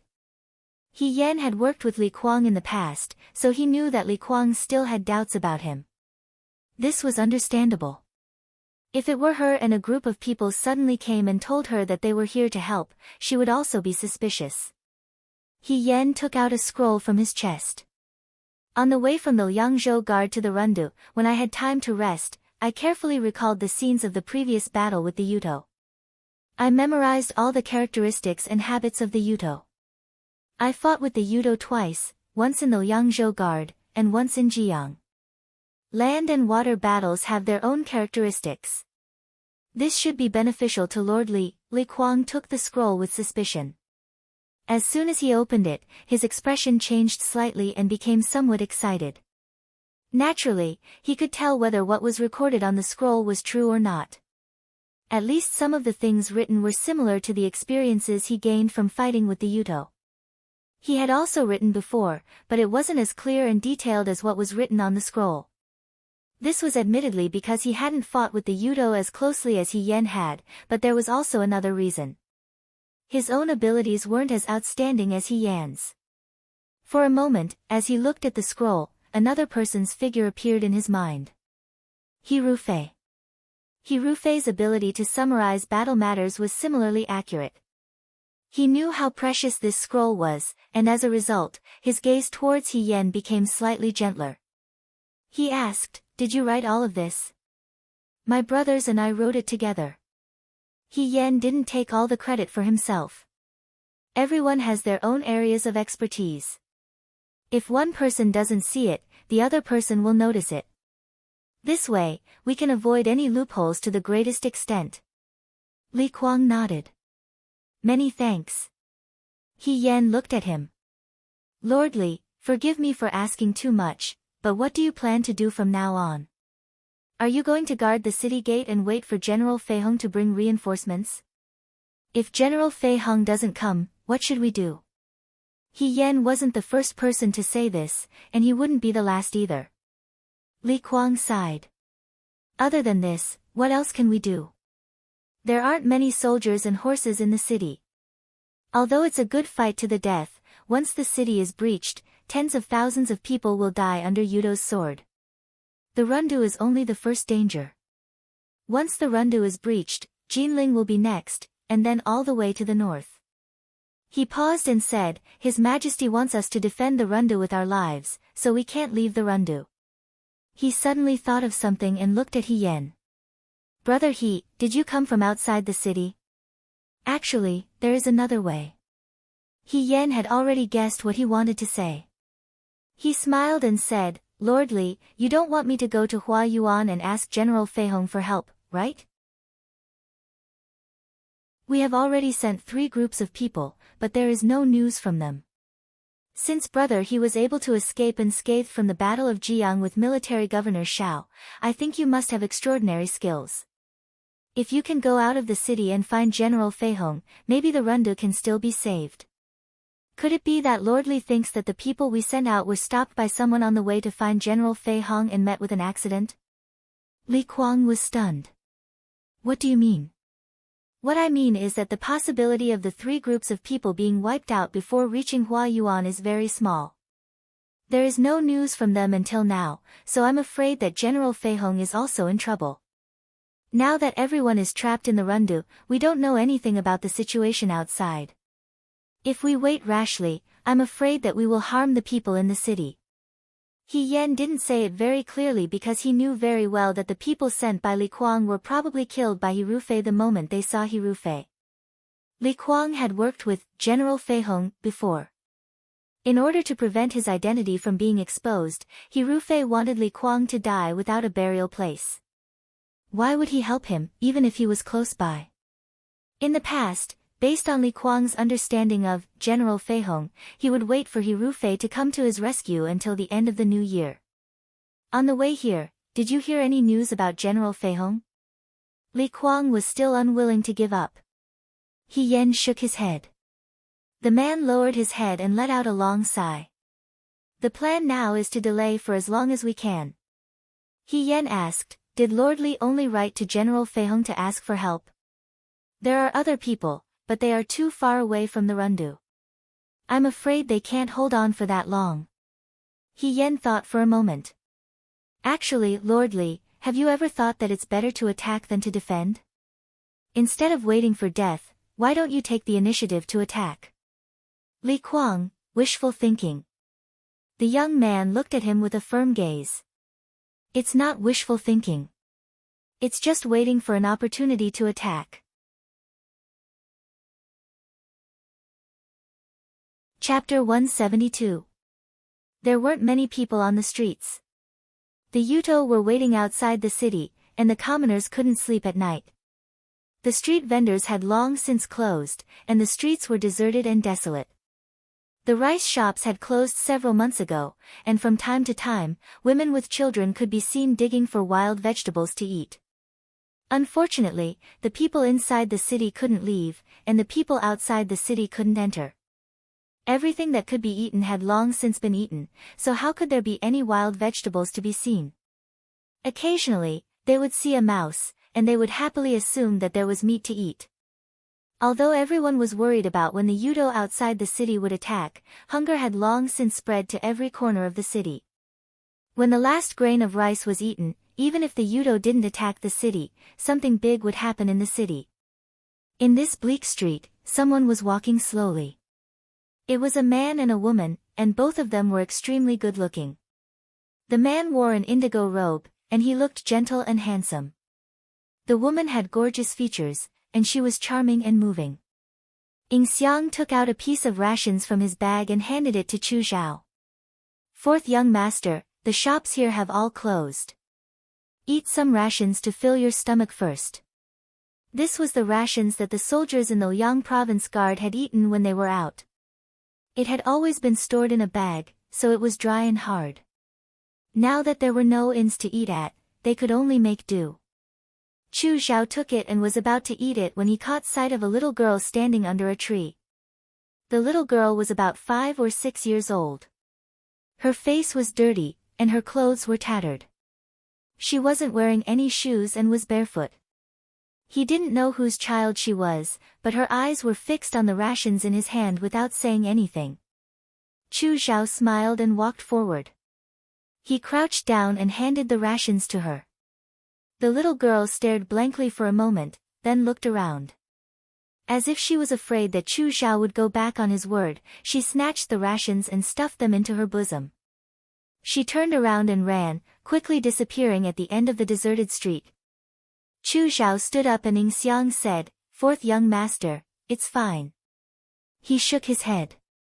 "The rundu won't last much longer." Ing Xiang was somewhat worried. The two of them left the Liangzhou guards and hurried back to Shuajing. As soon as they arrived at the rundu, Yuto followed them. The city chief soldier Li Kuang gave the order to guard the city gate. They could neither enter nor exit, and were trapped here instead. "We have to leave the rundu as soon as possible," Ing Xiang said softly. "Yuto has been trying to attack the city for the past few days. I think the main attack will be in the next few days. Once the city is breached, we will also be in danger." Those Yuto were cunning and ruthless. Even if Chu Zhao had a way to escape unscathed, she was still a woman after all, and an extremely beautiful one at that. Beautiful women in troubled times always met with tragic ends. Ing Xiang could not help but shudder. Chu Zhao seemed to have read her mind and said, "We'll leave tomorrow." Ing Xiang relaxed and said gratefully, "Thank you, fourth young master. Before that, we have to look for the city chief soldier Li Kuang." Chu Zhao smiled. "Without his help, we won't be able to leave the city." Ing Xiang nodded. Even though the city gate was sealed, she did not doubt that they would not be able to escape unscathed. Every city had a secret passageway. The family members and important people of high-ranking officials would be sent out at critical times, so that they could survive. Li Kuang could not disregard Prime Minister Su's reputation. Sneak attack. Impossible, that's too risky. That's right, it's easy to say, but it's clearly suicide. Even though we rundu people are not afraid of death, we can't just become targets for others. In the room, everyone who heard He Yan's words spoke out. Li Kuang looked at He Yan. This young man spoke with confidence, but he did not know what he was planning. The various deputy soldiers of the city gate army, as well as He Yan's other brothers, were all in the room. He Yan waited for everyone to calm down a little before he said, "I know that you don't trust me now. However, I have already asked Lord Li. In the past 10 days, there were a total of 5 nights where the Yudo attacked the city gate at night. Even though they gave up in the end, they seemed to be probing. In the past 3 days, the Yudo did not make any moves. Based on my experience of fighting against the Yudo, it's not a good thing to be quiet at this time. The Yudo are probably planning an all-out attack. They have already figured out the situation in the Runda city. The soldiers in the Runda city have been exhausted by the Yudo for a long time. Their morale and stamina are not as good as before. If the Yudo launches an all-out attack, the city gate will definitely be breached." "What makes you say that? Are you cursing us?" A deputy soldier who looked a little irritable said angrily. "Can the truth be called a curse? Can you only listen to good words?" Wang Ba immediately said sarcastically, "Then I can say right now that the city gate of the Runda city is as stable as stone and iron. It's impossible for the city to be breached, not in this lifetime. Do you believe that? Ask anyone on the street if they believe it or not. The Runda city's defense is based on self-deception. I've never seen such a fucking funny thing." He originally came to the Runda city with He Yen because he was willing to sacrifice himself for righteousness. Now that his hot-bloodedness was not being cherished, he immediately turned his hot-bloodedness into anger and scolded that person until he was speechless. The atmosphere was a little tense. Huang Xiong looked at Li Kuang and said, "Lord Li, my brother, he is not simple. He is very proficient in the art of war. In the Liang province guard, he is the best besides military governor Xiao. He spared no effort to flatter He Yen. Since he said that we can launch a sneak attack, then he must have his own way. Since you all are rejecting his idea so arbitrarily, why don't you listen to what he has to say first and discuss it peacefully?" He spoke very amiably and maturely. However, when he spoke, he occasionally stroked the treasured saber at his waist that was emitting a murderous aura. It made people shudder. Someone boldly said, Lord He, it's not that we don't want to launch a sneak attack. It's just that we don't have many soldiers to begin with. If we launch a sneak attack, we won't be able to return. There will be even fewer soldiers guarding the city. Moreover, those Yudo are watching the city gate very closely. I'm afraid that before we even leave the city, we will be shot full of holes by their arrows. How can we sneak into their camp at night? Arrows? He Yen paused and looked at the person who just spoke. Do the Yudo have a lot of arrows? A lot. That person replied with a bitter face. Actually, when the Yudo first came, we were fighting with them on the city gate. However, later on, our arrows became very few, but they still had a lot of arrows. Previously, someone had planned to ambush and assassinate their commander, but he didn't expect that the moment he stepped out of the city gate, he would be shot full of arrows before he could even sneak in. Those Yudo chopped off his head and hung it on a tree outside the city to make fun of him. At this point, everyone present was so angry that their eyes were about to burst. This kind of provocation was really unbearable. You mean, we have very few arrows, but they have a lot of arrows? He Yen asked. The other party nodded. He Yen looked at Li Kuang again. If we lure those Yudo to the city gate when we launch a sneak attack, and the archers on the city gate tower are ready, how many Yudo can we kill? Thousands to 10,000, Li Kuang replied. But we don't have that many arrows. We do. Everyone was stunned. Then let those Yudo make arrows for us. The young man smiled, his eyes were shockingly bright. For a moment, Li Kuang thought of another person.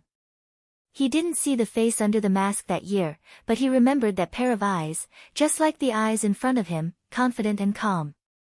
No matter how chaotic the situation was, it was a miracle that he could kill his way out of a siege. With him, the morale of the army was stable, and they would never give up. What do you want to do? He came back to his senses and asked. I need to gather all the craftsmen and women in the city to make straw dolls for me. It was late at night. In the wilderness outside the city gate, thousands of tents stood quietly. Looking from afar, the wilderness seemed to have turned into endless hills, and the atmosphere was astonishing. Patrolling soldiers were walking around nearby. Wyatt, the leader of the Runda that led the army to attack the Rundu, was holding a jar of wine and pouring it into a bowl. The fragrance of the wine was strong, and after drinking a bowl, he patted his stomach and smacked his lips. This is the wine brewed by the Runda people. What's the difference between it and sweet water? It's just a woman's preference. Everyone in the Dawei likes to drink this, no wonder they're so weak and timid. One slash and they're broken. The trusted aide said flatteringly, yes, yes, yes, how can the wine of the Dawei compare to the strong wine of the Yudo? Wyatt laughed and said, go to the captives and pick a few women. The Runda people had closed the city gates, but when they were stationed here, there were still many people wandering outside the city. This included the villages nearby. The Yudo soldiers swept these villages clean, leaving only the women behind and killing everyone else, not even sparing the children. The wine had also been stolen from the village. The commoners did not even have the strength to truss a chicken. They easily destroyed the entire village as if they were chopping melons and vegetables. The Yuto envied the Dawei people, but they also looked down on the Dawei people. They envied the Dawei people for their beautiful silk, exquisite porcelain, vast land, and beautiful houses. They lived in the desert, beside the grasslands, and there was nothing but the sound of the wind. They looked down on the Dawei people for being weak and timid. They didn't even have the ability to protect themselves. They defended their so-called benevolent government and waited for others to invade. A piece of meat that no one protected would always attract all kinds of gazes.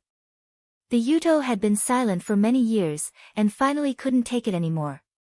"We've already waited here for a month," the trusted aide said. "Hirufei still hasn't come." Just as the king said, "Hirufei won't come again." Wyatt laughed. "That's great." The Dawei valued the civil and despised the military. After so many years, they had produced many generals, but the ones that remained were General Fei Hong and General Feng Yun. That idiot Maka took advantage of his status as the king's cousin and volunteered to take Jiang. Who knew that he would meet Xiao Huijin? He was unlucky. Unfortunately, the 150,000 troops were all wiped out in the Yuto Empire, causing the Yuto Empire to suffer greatly. He wasn't Maka. Since he chose the Rundu, it must be because he had absolute confidence. There's a saying in the Dawei, "Busy as fire on the other side of the river, cold as ice on the other side of the river." What we're doing now is watching the fire on the other side of the river.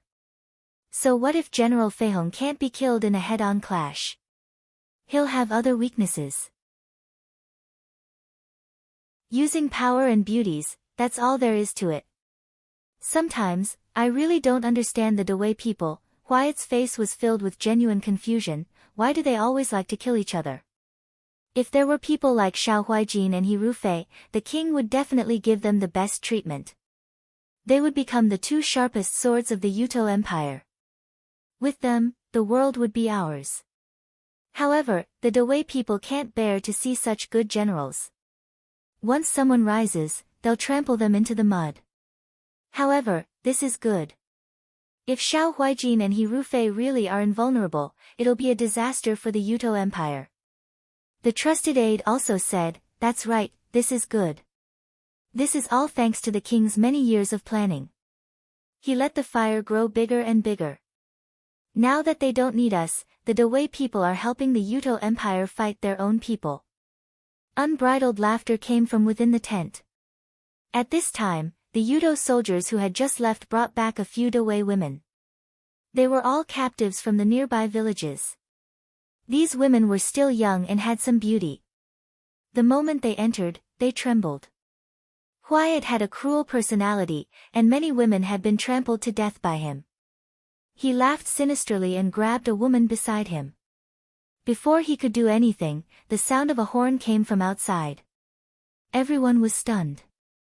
What's going on? Someone's coming out of the city. The tent was immediately thrown into chaos, and Huyate lost interest in continuing. Pushing the woman aside, he stood up and walked out. A Yuchuo soldier hurriedly came forward to report, "General, there's someone coming down from the gate tower." What? Wyatt was shocked. The Runda people were as cowardly as mice, only daring to hide in the city and not making a sound. They had tried to sneak attack once, but before that person could come down, they were shot by their Yuto. Now, they actually dared to come again. This was somewhat out of Wyatt's expectations. Logically speaking, the Runda people should not be like this. Could it be that they were at the end of their rope and had decided to fight to the death? Wyatt walked out of the wilderness with large strides. "Let's go and take a look." Outside the pitch-black city gate, there were indeed hundreds of ropes hanging down. It seemed like there were people coming down from the city gate one after another. From afar, there were quite a number of people. "Are these people crazy?" A Yuto soldier said, "If they're not here to die, then what are they? Our Yuto country has a type of dog badger that is as cowardly as a mouse. It's said that when it meets a hunter, not only will it not run, it will even rush towards the hunter's arrows. I think these Runda people are like that. They're already scared out of their wits, they can't even tell north from south. Prey that's delivered to our doorstep, how can we not hunt it?" Wyatt was also pleased. The battle had not even started, and these Runda people were already scared out of their wits. This showed how powerful the Yuto army was. He immediately said, "Order the archers to prepare. It's a good opportunity to practice their aim. Those who didn't get enough last time can practice their archery this time. There won't be many such good targets in the future." The Yuto archers immediately went to prepare. Arrows flew towards the people on the ropes. In just a moment, those people were turned into porcupines. One person was hit by countless arrows. The Runda people seemed to have realized this and quickly put away the ropes and replaced them with new people. Wyatt was amused. "I think they've really gone crazy. This is what the Dawei people call it, the courage of the ignorant." His trusted aide racked his brain and came up with a phrase. "What courage of the ignorant? I think it's the stupidity of the ignorant." Wyatt laughed and ordered loudly, "Next batch of archers, get ready." On the city gate tower, ropes were constantly being hoisted up. Each rope had many people on it. These people's chests and backs were full of arrows. When they were fished up, they did not look like humans at all. They looked like targets, which made one's hair stand on end. But if one looked closely, one would realize that these were all straw men. They were dressed in black and under the cover of the night, they were no different from real people. Xiao Mai excitedly said, "So many arrows, so many arrows. Ahigu, we're rich." "Rich my ass." Wang Ba was disinterested. "These aren't money. They can't be eaten." On the other hand, Li Kuang was very excited. He was almost in tears. They didn't have any arrows and could only be beaten by the Yuto. They didn't even dare to show their faces on the city tower during the day. The sentries patrolling on the city tower would be killed by 1 or 2 arrows every day. They didn't have enough arrows to fight back. But now, they had. This batch of black-clothed scarecrows brought out countless arrows. He Yen released another batch. Before the Wu Tua people discovered them, they would be able to harvest a lot. What kind of miracle was this? This was a business without any cost. During the day, He Yen asked Li Kuang to gather all the craftsmen and women in the city to make straw men. When the people heard that it was to deal with the Yuto, even the children joined in. In just one day, they made a lot of straw men. He Yen also asked Li Kuang to borrow a lot of black clothes for the straw men to wear. When this plan was first proposed, Li Kuang was still skeptical. Would the Yuto really be so stupid? Would they really obediently send the arrows over? The scene in front of him had already confirmed his doubts. The Yuto was really that stupid. He looked at the young man standing on the city gate tower and felt admiration in his heart. No matter what Rundu's future was like in the future, at least tonight's scarecrow borrowed arrows could allow Rundu to resist for a few more days. Li Kuang walked to He Yan's side and said, "Brother, he's amazing foresight. I'm ashamed of my inferiority." He Yan turned his head and looked at him. The wind blew the young man's hair around his ears. He smiled carelessly, "It's just a fluke. These Yuto think that they have a lot of people and are arrogant. They are determined to get the Rundu. When they see the straw men, they won't think of anything else. The Yuto thinks that we have nothing. We have no foreign aid, no weapons, and no troops. So we'll give them a surprise attack. What if we fail?" The young man said, "Then we'll think of another way. In this world, there's always more than one way." Li Kuang was speechless. He always felt that this young man gave him a feeling of déjà vu. He shook his head and threw away the ridiculous thought in his mind. He only knew why these thoughts appeared. It was because the situation today was very similar to the situation in the past. It was even more difficult. Tonight was just the beginning. He Yan looked down the city tower. On the field in the distance, he could faintly see the sparks of fire. That was the Yuto's camp. If there is something from nothing, then there is also something. If there is something that cannot last long, then it is easy to sense. If there is something from nothing, then it will become real from nothing, and it will become real from nothing. If there is nothing that cannot be defeated, then there will be defeated enemies. Back then, when He Yen read this paragraph in the military book, he was also very puzzled. He took the military book and went to find Lu Buwang. Lu Buwang only said, "Nothing is fake. The purpose is to cover up the truth. If you want to successfully create something from nothing, you have to grasp the other party's mentality. This is the highest level of the battle of wits between generals." He Yen had fought with the Yudo 3 times. Every general of the Yudo looked down on everything and was especially proud and arrogant in their hearts. Perhaps it was related to their country's worship of powerful military force. They thought that they had everything with troops and horses, but they forgot that arrogant soldiers were bound to be defeated. She looked at the arrows flying over endlessly, and a smile appeared on her lips. Change to the next batch. The arrows flew in the direction of the Runda city gate aggressively.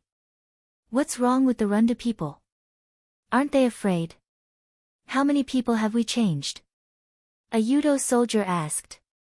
Hyate also had some doubts in his heart. These Runda people seemed to be coming endlessly to die. It had already been several hours. Were they going to kill all the Runda soldiers here?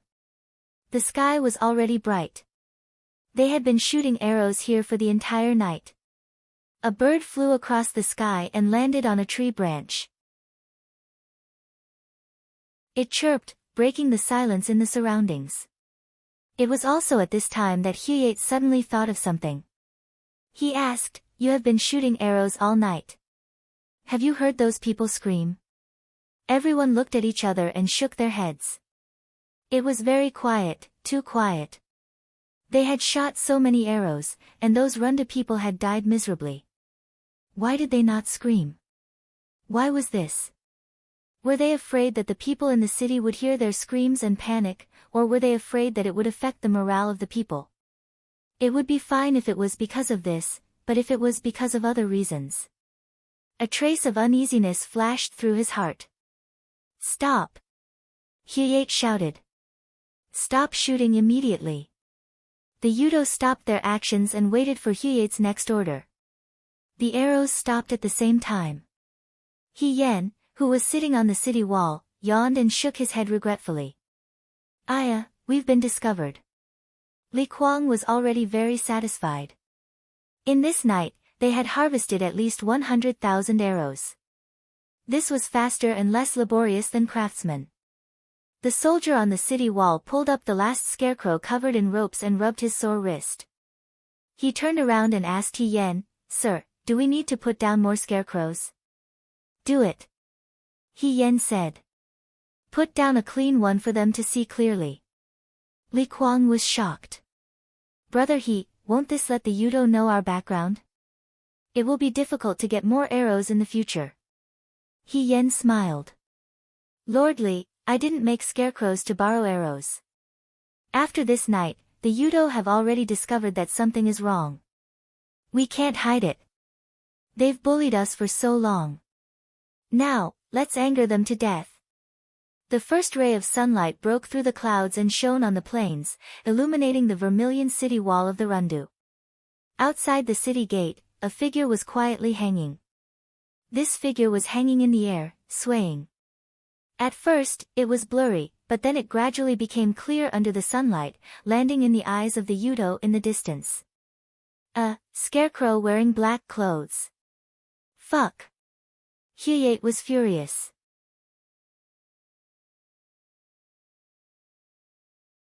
Chapter 173. Inside the Rundu, there was a burst of cheers. Under the city gate, the soldiers were overjoyed when they saw the ground full of arrows that they couldn't even finish using their carriages. The Yudo's arrows were sharper and stronger than Dawei's arrows. Now, they could obtain tens of thousands of arrows without any effort. No one expected such a thing to happen. Borrowing the arrows was secondary. The most important thing was that the grievances they felt from being attacked by the Yudo all these days were swept away. The Yudo had set them up, and this time, they made the Yudo suffer such a big loss. They were speechless. They're just a bunch of boorish people who only know how to use their strength. Zhao Shiming stroked his beard and said with a smile, they don't know how to use their wits. He looked at the young man who was walking at the front and jogged to catch up with him. This time, it's all thanks to Xiao He. Xiao He's already called Xiao He. He Yan smiled, if everyone in the city didn't work together to make so many scarecrows, I wouldn't be able to do this alone. Zhao Shiming's impression of this young man became even better. He thought to himself, no wonder he was promoted to an official at such a young age. He didn't steal the credit nor was he arrogant. His temper is much better than Li Kuang's. He asked, then what do we do next? He Yan turned to look at the old man, then looked at the people around her. The soldiers around her were also staring at her with burning eyes. When she first arrived at the Rundu, she only felt that the city was lifeless. Everyone was just waiting for death to come. Now, only one night had passed, and there was something called hope in their eyes. Hope was always very precious. I will discuss the next plan with Lord Li. However, there's one thing that I need your help with, Lord Zhao. He Yan said. Zhao Shiming quickly smiled and said, of course, of course. Xiao He, please say it. For this matter, I still need to trouble all the craftsmen in the city. She lowered her eyes, help me make a mask. The sooner the better. In the hall, Li Kuang turned around and looked at the two people in front of him. Yi Luo stood behind Li Kuang and stared at the beautiful woman in the room. Ying Xiang handed over the token and scroll. Li Kuang took them and looked at them before saying to Chu Zhao, so it's fourth young master Chu. The name, fourth young master Chu, was much more famous than the Wuan Lang who had come that day. After all, he had a father who was known throughout the country for being a playboy, and a teacher who was powerful enough to overturn the imperial court. He was also born handsome and gentle. It was hard not to notice such a person in the crowd. Lord Li, my young master was trapped in the Rundu on his way back to Shuajing. Now that the situation in the Rundu is like this, the Prime Minister has ordered us to ask Lord Li to escort my young master out of the city. When Yi Luo heard this, he let out a sigh of relief. This woman was so beautiful.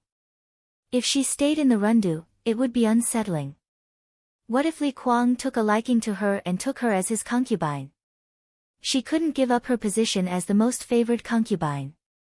Li Kuang looked at Chu Zhao and said, it's not difficult. No matter how dissatisfied he was, he had to give face to Su Jingfu. Li Kuang couldn't help but think of He Yan. In this world, people were different. He Yan was far away in Liangzhou, but because he was worried about the Rundu, he traveled thousands of miles to live and die with the Rundu. On the other hand, Chu Xilan was in the Rundu, but he wanted to escape unscathed and leave as soon as possible. However, he didn't have the ability to force people to stay. The tunnel that General Fei Hong had dug back then was to move the commoners over, but now it had become a tunnel to send these powerless young masters out. Li Kuang suppressed his resentment and unwillingness, but a smile appeared on his face. This smile could even be said to be a bit flattering. Fourth young master Chu, after you leave the city, if you pass by Jinling or other cities, can you ask for reinforcements for the Rundu? He awkwardly rubbed his hands. Right now, the Rundu is in danger. If the Prime Minister is willing to help, of course, Chu Zhao smiled. Once this servant and I leave the city safely, we will definitely find a way to ask for reinforcements for the Rundu. Thank you. Li Kuang was a bit sullen. When did De Wei's survival become a joke in the hands of the Prime Minister? The Yudo probably already knew that the imperial family was corrupt, so they took advantage of the situation. Just as they were talking, another person came in. This person said, Lord Li, after today, I plan to... He Yan's voice suddenly stopped. He looked at Chu Zhao and said in surprise, Brother Chu. Brother He? Chu Zhao was also stunned. Why are you here? He Yan didn't expect to meet Chu Zhao in the Rundu. He only said, I came to help. What? Li Kuang was also stunned. You two know each other? Fourth young master Chu stayed in the Liang province guard for a period of time. He Yan asked, Brother Chu, you still haven't told me why you are here. When Ing Xiang and I were returning to the capital, we passed by the Rundu. The Yudo attacked the city, so we were temporarily trapped in the city. I didn't expect that brother he would come. When Chu Xiao said this, he actually smiled. We can be considered to be fated. Who would have thought that she and Chu Xiao had been separated from each other for such a long time? She didn't expect to meet him in Rundu. This really was as Chu Xiao had said, let's go together. Although she had many questions, now wasn't the time to talk. He Yan said to Chu Xiao, Brother Chu, I still have something to discuss with Lord Li. If you aren't in a hurry, can you wait until I finish speaking with Lord Li before coming back? It's fine, I'm not in a hurry. Chu Xiao made a, please, gesture. He Yan said to Li Kuang, Lord Li, let's go inside and talk. Li Kuang and He Yan entered the inner room. Yi Luo glanced at the two of them, then bowed and left the room. Ing Xiang said hesitantly, Fourth young master, we won't leave for now. But the Prime Minister, I have my own plans. After a while, Ing Xiang said, Fourth young master, are you not leaving because you're worried about Miss He? Chu Xiao didn't answer her question. His smile faded. Ing Xiang, you've said too much. Ing Xiang didn't say anything. Inside the room, Li Kuang turned around and looked at He Yan. You still want to hang scarecrows? The Yudo fell for it once, they won't fall for it a second time. Those Yudo are stupid, but they're also cunning. After this lesson, they'll only be more suspicious in the future. Anyway, there's no loss in hanging scarecrows at night. Why don't Lord Li give it a try? If they're still willing to fall for it, it'll be good to collect more arrows. What if they don't fall for it? That's even better. Li Kuang shook his head. Brother He, I don't understand what you're trying to do. He Yan looked at Li Kuang. She had also fought alongside Li Kuang on the battlefield in the past. Li Kuang was a serious and old-fashioned person. When he fought, he was very methodical. Although he was capable, he didn't like to use tricks. He Yan turned around and looked at the map hanging on the wall in the room. Lord Li, if you were the Wutua people, and you knew that you were played like a fool last night, and you played the same trick again today, what would you do tomorrow if it was the same? I would be so angry that I wouldn't fall for it again. You wouldn't shoot arrows at the people coming down from the city gate tower? Of course. That's good. He Yan turned around and looked at him with a smile. Then for the third time, our people can directly leave the city. After all, they'll think that the people coming down from the city gate tower are fake scarecrows. Li Kuang was stunned. Everyone had heard of the story of the boy who cried wolf. They were fooled once or twice, but the third time, even a fool wouldn't believe it. Yuto was the same. They lost so many arrows in vain. Even if they had a few more chances, they wouldn't shoot at the scarecrows. They didn't know that in the last time, the scarecrows were quietly replaced by real Runda soldiers. They sneaked into their camp under the cover of the night. Li Kuang understood He Yan's meaning, but there was still something he didn't understand. You mean, we should let them leave the city? Lord Li, I've said it before. It's better to attack than to defend. If we continue to defend like this, sooner or later, the Yuto will immediately attack the city. Yesterday's arrow borrowing had already angered them. Now is the time when they're least calm. We can still find an opportunity to attack them after they've recovered. The Rundu's troops won't be able to stop them from breaking the city gate. Li Kuang's heart jumped when he heard this. He couldn't help but say, of course I know this. But even if we sneak attack at night, we still don't have enough troops. It's impossible if we don't wipe out the Yudo soldiers in one fell swoop. What we need to do is burn their provisions and break their morale. Without provisions, the Yudo will panic and their morale will be unstable. They will be even more hesitant against the Rundu and buy us some time. He Yan said, Lord Li, ask for help from Jinling. Jinling? He Yan looked at him. Lord Li, don't place your hopes on hopeless people. General Fei Hong won't come. If he came, he would have come a long time ago. If the Rundu wants to defend, we must find another way to survive. No matter how much you trust Hirufei, the lives of tens of thousands of Rundu's citizens cannot be compared to your trust. The young man's eyes were firm and his tone was unquestionable. For a moment, Li Kuang's heart wavered. After a while, he looked at He Yan. That's easy for you to say. Even if you sneak attack at night, how can you guarantee that you can burn the Yudo's provisions? They have a lot of troops guarding the provisions. I'm afraid that before they even get close, they will be discovered by the Yudo soldiers. 500 men. What? I need 500 elite soldiers, the young man said. Lord Li knows better than me what the vanguard means. With me as the leader, the 500 vanguard will definitely burn their provisions. Even if we die on the battlefield under the blades of the Yudo, it doesn't matter. Lord Li, please continue to defend the city. Don't waste everyone's sacrifice. Of course, she said. If we can bring back Huyate's head, that would be even better. Ever since the day the scarecrow borrowed the arrows, for 3 days in a row, when night fell, dozens of ropes would slowly hang down from the Rundu's city tower. There would be people hanging on the ropes that would fall to the ground. Not long after, another group of people would follow the same pattern. At first, the Yudo would test the waters by shooting dozens or hundreds of arrows. In the end, they were too lazy to be fooled and only shot a few scattered arrows before stopping. All the craftsmen in the city gathered together and worked through the night to make masks. Wang Ba dragged an ox cart full of boxes over. He and the others moved all the boxes to the ground and said to He Yan, "It's all here."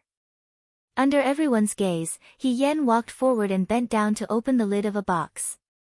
The box was filled with masks. Zhao Shiming picked up a mask and looked at it. He saw that the mask had a green face and fangs, and its eyes were like copper bells. It was very scary. He couldn't help but let go of the mask and let it fall back into the box. He muttered, "It's quite scary." "Ahigo, are we going to wear these masks to fight the Yudo?" Xiao Mai asked nervously. "These are all masks of evil spirits. It's really scary." He Yan smiled. "Is it scary?" "I don't think so." When they were in Jiang, a liar mask was enough to make Ling Xiu and the others run away. If they saw the masks now, they would probably be scared to death. When Zhao Shiming recruited all the craftsmen in the Rundu to make the masks for her, He Yan only had one request. The more creepy and scary the masks looked, the better. It would be best if they looked like the little ghosts in the 18 levels of hell, ferocious and ugly. When she looked at the masks, she felt that they were really ugly, but not scary. It was probably because in her life, humans were much scarier than ghosts. The truly creepy and scary things she had seen were far worse than this. Among the masks in the box, the one at the top was particularly different. It didn't look like there were any fancy patterns on it. The whole mask seemed to be made of iron, and it was airtight. Only a pair of eyes and chin could be seen. He Yan picked up the mask and gently covered her face. Wang Ba was dissatisfied. "Why does yours look so much better? Can't you treat everyone equally? Why do we have to wear something that even dogs think is ugly?" Li Kuang sucked in a breath of cold air and said, "General He." Everyone looked at Li Kuang. Jiang Jiao smiled. "Lord Li, brother, he is only Muan Lang now. He hasn't been promoted to general yet." Li Kuang realized that his words were misunderstood by others. He explained, "I mean, this mask is General Fei Hong's mask. When he and Hirufei fought side by side in the past, Hirufei had worn a mask that looked very similar to this one. He wanted to take it off a few times, but it was like the mask grew on Hirufei's face. He couldn't take it off no matter how hard he tried. Later, his beloved concubine, Yi Luo, told him that Hirufei cared a lot about the scar on his face. It was better not to expose other people's shortcomings. Li Kuang gave up on the idea. A few years later, He Rufei returned to the capital. It was said that he took off his mask in front of the emperor. He had a handsome and upright face, and it was very stunning. When Li Kuang heard this, he was very angry. He felt that this person was crazy. What he said about being ugly and unattractive was all nonsense. It was possible that he was just looking for a gimmick for himself to make others feel the contrast. Apart from seeing He Rufei once when he went to court in the capital, the two of them hadn't seen each other for a few years. Now, he saw the shadow of He Rufei in the youth in front of him. He was heroic and generous as always. But he definitely wasn't He Rufei. Li Kuang muttered in his heart. Could it be that He Rufei had a brother in his family? This youth was still young, but he already had the demeanor of a general. And they both had the surname He. Did He Yuansheng also have an illegitimate child outside like Chu Linfeng? He Yan didn't know that Li Kuang's thoughts had already drifted so far. On the side, Jiang Jiao asked, General Fei Hong's mask. Lordly means that this mask is very similar to General Fei Hong's mask. It had been too long. He couldn't remember the details of He Rufei's mask, but he felt that it wasn't far off. He nodded, it's very similar. He Yan smiled slightly. Ever since He Rufei replaced her as Fei Hong, she never thought that there would be a day when she would wear this familiar mask. Brother He, what are you trying to do? Huang Xiong was puzzled. Fake and real, real and fake. Huyate also hasn't seen the real General Fei Hong. But he must have heard of the masked general's fierce battle with the Western Chang people. If I wear this mask and kill my way into the enemy camp, they won't know who's under the mask. Their hearts will be wary, and their morale will be in chaos. That will be our chance. You. Li Kuang suddenly understood. I want to pretend to be General Fei Hong, the youth said. The night gradually deepened, and it began to drizzle tonight. The sound of insects could be heard in the wilderness. The Yuchuo soldiers were resting in their tents. A few days ago, Li Kuang's scarecrow to borrow arrows in run had caused them to waste 100,000 arrows. They had been cleaning up these past few days. 100,000 arrows was not a small number, and their original plans had to be changed. Huyate was flustered and exasperated, and he killed several archers. And Li Kuang's scarecrow to borrow arrows continued. Every night, there would be scarecrows hanging down from the city walls. At the beginning, the Yuchuo soldiers still had vigilant thoughts when shooting arrows, but later, they were no longer fooled, and even felt that Li Kuang's actions were mocking and humiliating them. Huyate angrily said, when the day comes, I will bury all the Runda soldiers alive. I will chop that bastard Li Kuang into pieces in front of the entire Runda city. After all, being played in circles was truly too shameful. He was still mocking Maka earlier, but he didn't expect that it would be his turn so soon. General, what if Li Kuang releases those scarecrows again tonight? The subordinate asked. What do we do? Huyate asked with a dark face. Do you want me to be a fool again? Idiot. The subordinate didn't dare to reply. On the city walls, He Yan, dressed in black, was currently tying ropes around her body. Behind her, there were 500 elite soldiers that Li Kuang had selected for her from the Runda soldiers, each of them outstanding in their own way. Xiao Mai and Hong Shan weren't originally part of the Liang province vanguard, and their skills were only average. Looking at the brothers preparing, Xiao Mai worriedly said, He Gu, those Yudo, will they really not shoot arrows here? If they shoot here, wouldn't it be too late for everyone to turn back? He Yan stood on her tiptoes and patted his head. Although Xiao Mai had already grown taller than her, there were many times when he was more like a child, which always made He Yan think of He Yunsheng. She patiently said, all things under the heavens are born from something, and something is born from nothing. On the first day, we used the scarecrow to borrow arrows to create this kind of illusion, and purposely let the Yudos see through it. They thought that they knew our plan and let down their guard. After that, they turned nothing into something, turned what was false into reality, and turned what was false into reality. When our people really attack them at night, Hyeye will definitely think that it's fake and won't be on guard. We will take advantage of this opportunity to catch them off guard.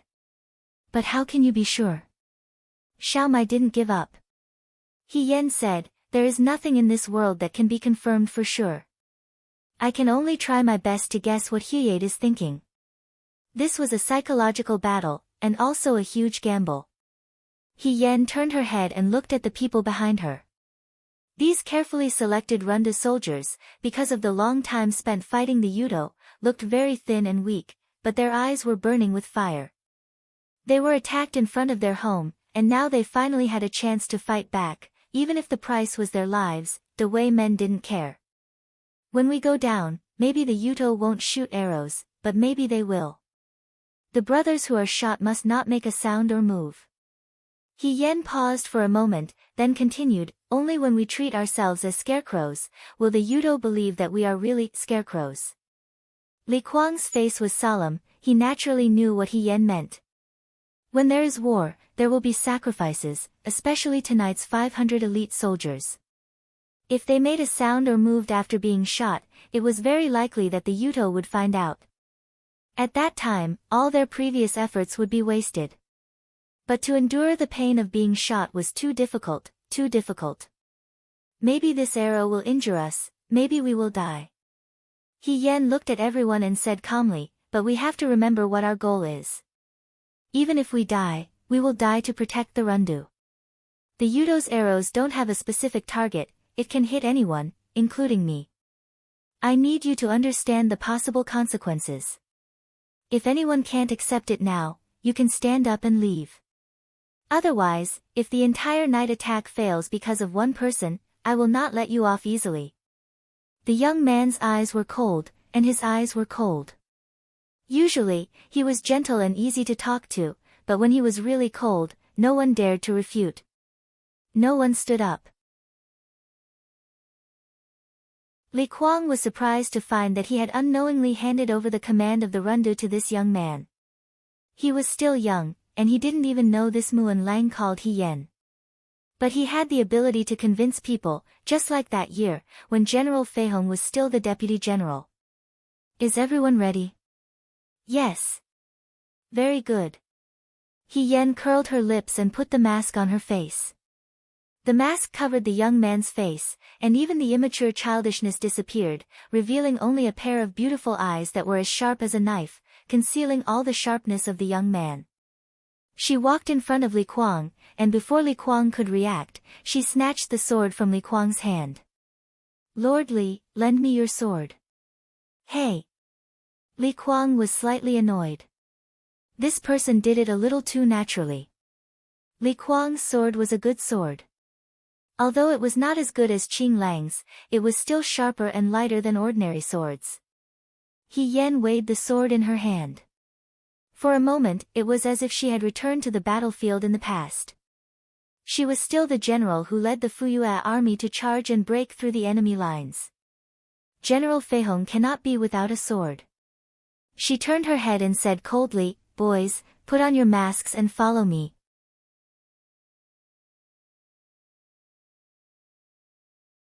Chapter 174. It began to drizzle in the night.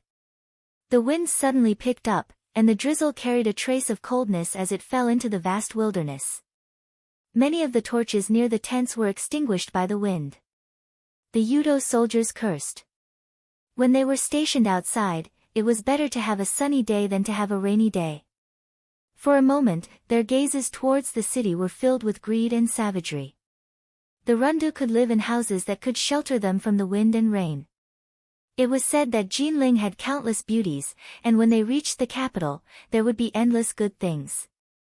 An ordinary concubine in the imperial palace had better food and clothing than the ministers of the Yudo kingdom. Soon, when Lord Huyate gave the order to attack, the lord of the city would be theirs. The Yudo soldiers looked at the tightly shut city gates as if they were looking at a fat dog. Their eyes were filled with greed. At this time, a rope hung down.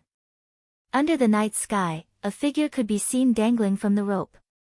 Not long after, many ropes appeared at the same time, each with several figures dangling from them. The patrolling Yudo soldiers said, "Quickly go and tell the general that the Rundu have released scarecrows again." Hyeit was drinking in the camp. When he heard the news, he sneered. "They really think that we send them arrows every day. Tell the others to just release a few arrows. If there are any more, even if they break, we won't give them to those Dawei spineless people." The subordinate accepted the order and left.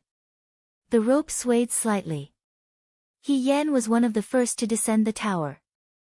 Her movements were extremely fast, and in the blink of an eye, her feet touched the ground. Before she could steady herself, she heard the whooshing sounds of arrows above her head.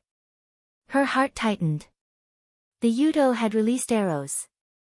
This was actually within her expectations. Before this, she had already ordered people to release scarecrows twice.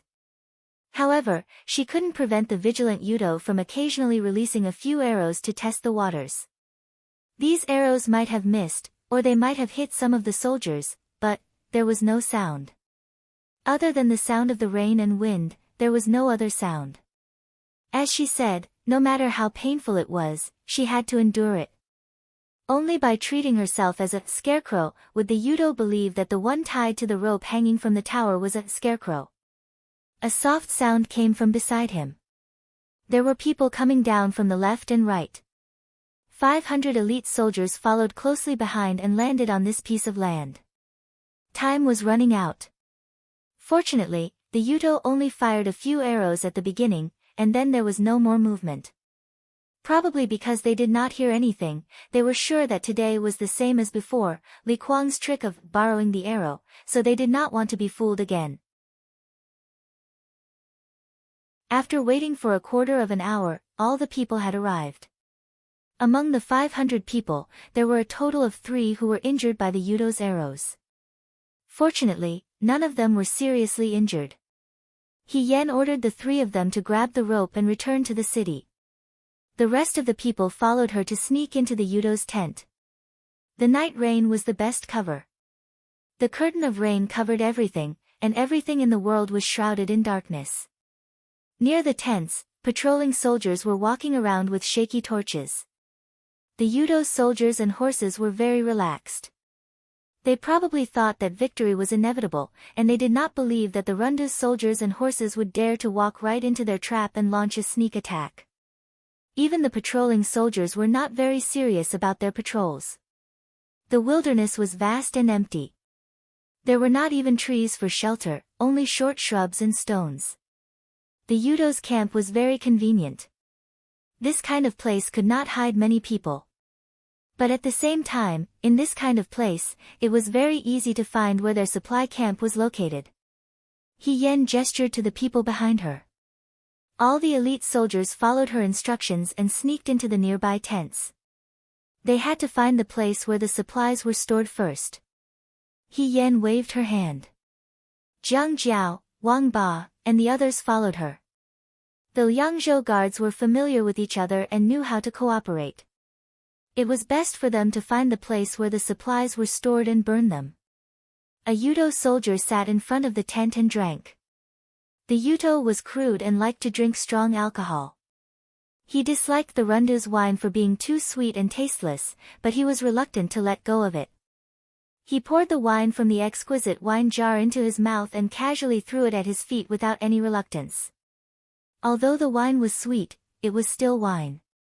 Not long after, he felt a little tipsy. He stood up shakily and walked to the shrubs on the edge of the wilderness. He undid his pants and was about to pee. Halfway through, he suddenly felt someone patting his shoulder. He thought it was the other soldiers who followed him. He turned around impatiently and saw the face of an evil spirit behind him, smiling eerily at him. When people were especially scared, they could not even make a sound. This Yudo was the same.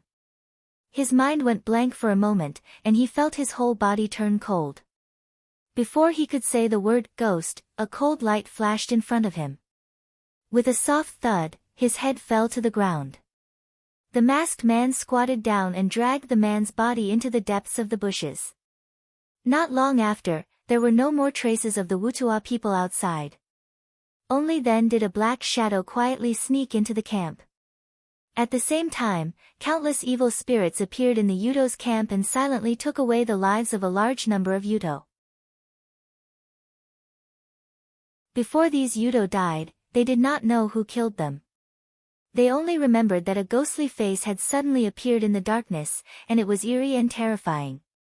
Another Yuto fell. He was dragged into an empty tent and pretended to be asleep. The two masked men nodded to each other, and a trace of pleasure flashed in their eyes. 500 people, except for Hien, and 500 evil spirit masks. The black-clothed youth with a biting cold expression said to them, "The Yuto believe in ghosts and gods and reincarnation. They kill people like flax and do all kinds of evil, but they insist on worshipping Buddha statues in every household. If we launch a night attack, everyone will be wearing these ferocious-looking demon masks. If we suddenly appear in the darkness, the Wutua people will have ulterior motives and will inevitably be frightened. In a state of shock, their morale will easily drop. This will be our opportunity."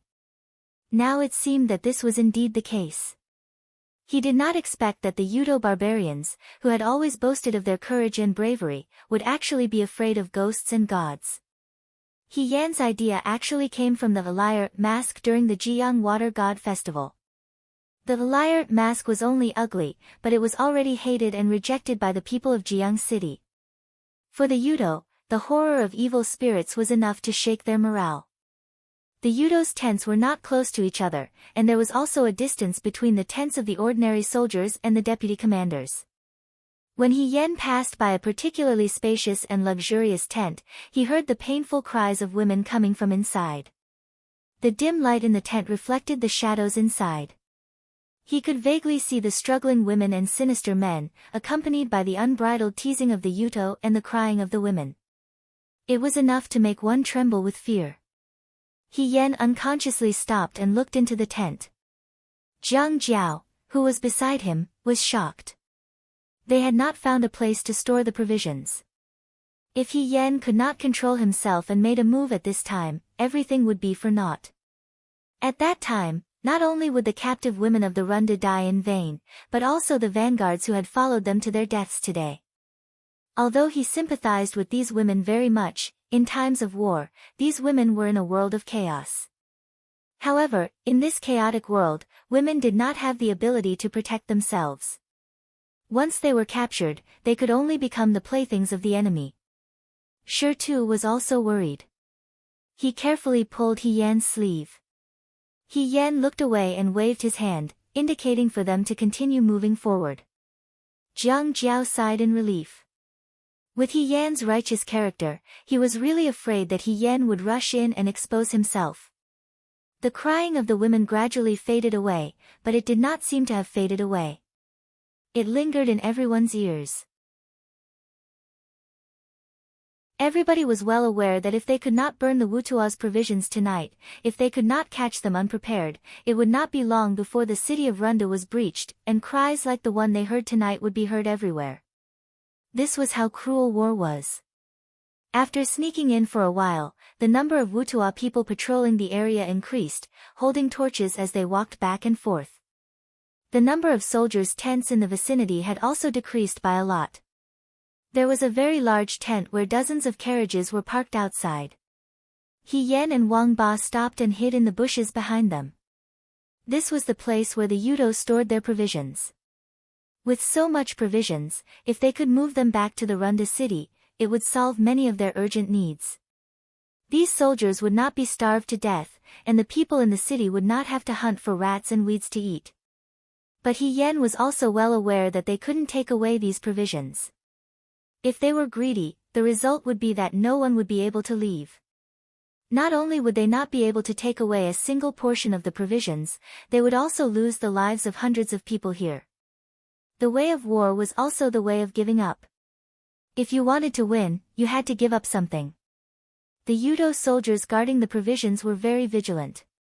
They looked around from time to time. The torches lit up the surroundings, making it impossible for them to sneak in and set fire to the area like before. What should we do? Shi Tu gestured as he asked. Hien had already thought of this point. She pointed in front of her, then pointed at herself, and pointed at the place where the provisions were stored. This was the second method they had discussed before they set off. However, this method was too dangerous for He Yen. Shi Tu was still a little hesitant. He Yen smiled and asked him to extend his hand. She stretched out her index finger and wrote on his palm. Everyone looked carefully and saw that she was not writing. Instead, she had drawn an imaginary hill and inserted a flag. This was to remind them of the battle for the flag. Back then, when the Liang province guards fought for the flag on Mount Baiyue, it was also the 5 of them. At that time, they had just started their daily training and had not even seen the Yuto before. They also did not know what the real battlefield was. On such a mountain, they took all 20 flags. If they wanted to rob, they had to act like they were robbing. It was just that their current targets had changed from their comrades in the Liang province guard to the hateful and vicious Wutua people. What they were fighting over was not 20 insignificant flags, but the provisions that the Wutua people viewed as a treasure. What they sought was not the glory of a tiny guard post, not the #1 position that would make them vain and proud, but the survival of the tens of thousands of people in Run capital. As long as the 5 of them worked together, they could do it back then, and they could do it now. A smile spread from the eyes behind the mask. He Yen gave them a light high five and took the lead to disappear into the night. The wind was stronger than before. The slanting drizzle hit their bodies, creating a chill. "Did you hear something just now?" a patrolling Yudo soldier asked his comrade beside him. "The sound of the wind," his comrade replied indifferently. "What, after staying outside the Runda city for so long, even you have become as timid as the Dawei people?" The Yudo soldier did not answer. He only looked into the distance in confusion. Just now, he seemed to have heard a faint cry. He looked around again and asked, "Aren't there fewer patrolling soldiers with torches?" The Yudo soldiers were all sleeping in their tents, while the patrolling soldiers stood guard outside. Even though the night rain had extinguished some of the torches, it was not enough to extinguish the people as well. He walked over and happened to walk in front of one of the tents. The wind rustled the wild grass outside the tent, bringing with it a strange smell. He was not unfamiliar with this smell. In fact, he was extremely familiar with it. Every day in the captive camp, in the village outside the Runda city, they had sensed this smell countless times. This was the smell of blood. The Yudo soldier was stunned. He stood in front of the tent, holding a torch. After hesitating for a moment, he walked in. The smell of blood in the tent was even thicker. Everyone was sprawled on the ground, seemingly in deep sleep. That is, if one ignored the large pool of blood on the ground. "Men, there's enemy," the Dawei people have launched a sneak attack on the tents. The patrolling soldier had just shouted this when he saw a flash of a blade in the darkness. Immediately after, he felt a chill on his neck and his body fell to the ground. The torch fell to the ground. He struggled to move his eyes, and he saw a ghost with a green face and fangs staring at him menacingly. The sound of a bugle horn echoed through the plains outside the Runda city, and countless Yudo soldiers were awakened from their dreams. The Dawei people have launched a sneak attack on the tents. The night and the wind covered the smell of blood. When everyone got up to check, they found that many of the Yudo soldiers in the tents had already been killed in their sleep. The blood flowed out of the tents and into the soil of the plains. Together with the rain, it watered the land of the Dawei. Huyate pulled out the long blade at his waist and said angrily, "The Dawei people dare to launch a sneak attack at night. The Yudo warriors will not let them return. Kill all the Dawei people for me." Murderous aura rose from all directions. The battle cries and shouts of battle could be heard from the tents. "Ghost, there's a ghost." This was the scream of the Yuto. "Where's the ghost?" "It's the Dawei people." "No, it's a ghost." The black-clothed men surged out from all directions. Their faces were like malicious ghosts, and their expressions were savage. They silently appeared beside the Yuto and easily reaped their lives. The Yuto were originally savage and bloodthirsty, but when they saw the malicious ghosts in the night, their morale plummeted, and they immediately fell into chaos. Hyate shouted angrily, "What malicious ghosts? This is all a scheme of the Dawei people. Look clearly for this general, they are wearing masks. If anyone does not fight with all their strength and is afraid of the enemy, I will punish them according to military law and execute them all." Hyate's words were so powerful that the other Yudo soldiers did not dare to retreat. However, the fear in their hearts would not disappear just because of a few words. The masks made by the Runda craftsmen were extremely terrifying and sinister. They did not speak, and anyone who saw them would feel some fear. The Yudo soldiers were at a loss. On the other side, outside Hyen's tent, everyone could already hear the sounds of chaos coming from outside. However, the Utopian soldiers guarding the provisions only had strange expressions. They did not move, instead becoming even more vigilant as they scanned their surroundings. At this moment, a figure suddenly appeared. His movements were extremely fast, like a blur, and he wanted to approach the provisions. The Yudo soldiers immediately shouted, "Someone's coming." The sound of swords clashing rang out. Only then did the Yudo soldiers clearly see that the newcomer was a black-clothed man wearing a mask, but only one person? A single person dares to burn the provisions. The Yudo soldiers laughed. Lord Hyate is right. These Dawei people are not only cowardly, but also very stupid. Yuto is not only barbaric, but also very talkative, the masked man in black mocked. Archers, get ready. Turn him into a hedgehog.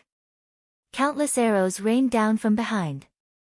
The granary had the most Yudo guarding it, and no matter what happened outside, these people would not leave. This was because, from a certain perspective, the provisions were the key to victory for the Yuto without losing a single soldier. Attacking a city was naturally more difficult than defending it. If they fought head-on, although they could win, there would still be casualties. It was better to slowly wear down the Rundu. When the majority of the people in the city had starved to death and the Runda soldiers no longer had the strength to fight, breaking through the city would be as easy as cutting through tofu. Thus, Hyate also knew that the provisions could not be allowed for the slightest mistake. The rain of arrows was dense, but the black-clothed man used his sword to block them. His swordsmanship was exceptionally good, and under the night rain and the light of the torches, he was so fast that it was difficult to see clearly. All that could be seen was a black shadow fighting. In a flash, the corpses of Yuto were all around him. Huang Xiong and the others who were hiding in the bushes were stunned. When Hyen was in the Liang province guards, they already knew that he was proficient in sabers, horses, bows, and arrows. Even the whip and spear were not a problem, but they had never seen him use a sword. Jiang Jiao had once asked about it, but Hyen only said, "My swordsmanship is not good, and it is not easy to use, so I will not embarrass myself. When using a weapon, of course I will use the one I am most proficient in." Tonight, Hyen took away Li Kuang's sword. They all thought that Hyen had no choice but to disguise himself as General Feihong. But now, they saw that his swordsmanship was exquisite, and they were afraid that he was not inferior to the real General Feihong. In the past, he was too humble, and was unwilling to show his true skills. No wonder he dared to attack the enemy camp alone and set fire to the provisions. The rain of arrows around her could not do anything. "General! Someone is making a move near the granary." Hyate's trusted aide shouted. Hyate stabbed his saber into the chest of a masked man in front of him. He suddenly pulled it out, and the saber was pulled back with a trail of blood. That man collapsed, and the mask on his face fell to the ground. Hyate stepped on it, and viciously crushed the mask to the ground. He turned around and walked towards the granary, sneering, "Overestimating yourself." When he reached the tent near the granary, he saw that there were Yudo soldiers everywhere, and in the center was a black-clothed man holding a sword. His sword was like a rainbow, and although he was alone, he had the aura of 100,000 soldiers. The rain of black arrows around him could not even touch the corner of his clothes. And wherever his sword pointed, the Yudo fell one after another. Hyate immediately stopped in his tracks. Several Yudo rushed forward, but the black-clothed man's sword easily brushed past them like a snake. With a turn and a turn, several people fell in front of him. Blood splattered on his silver mask, and then washed away by the drizzle of the night, the endless sharpness and scalding heat, his killing intent awe-inspiring. Hyate's mind went blank. "Who are you?" The masked man looked over. His eyes were very beautiful and bright, causing one to feel a chill. But his voice was calm, and could even be called gentle. "Jade people walk on the snow, flying gracefully through the clouds." The black-clothed man tilted his head and looked at him. "I thought that my name was known by everyone in the world."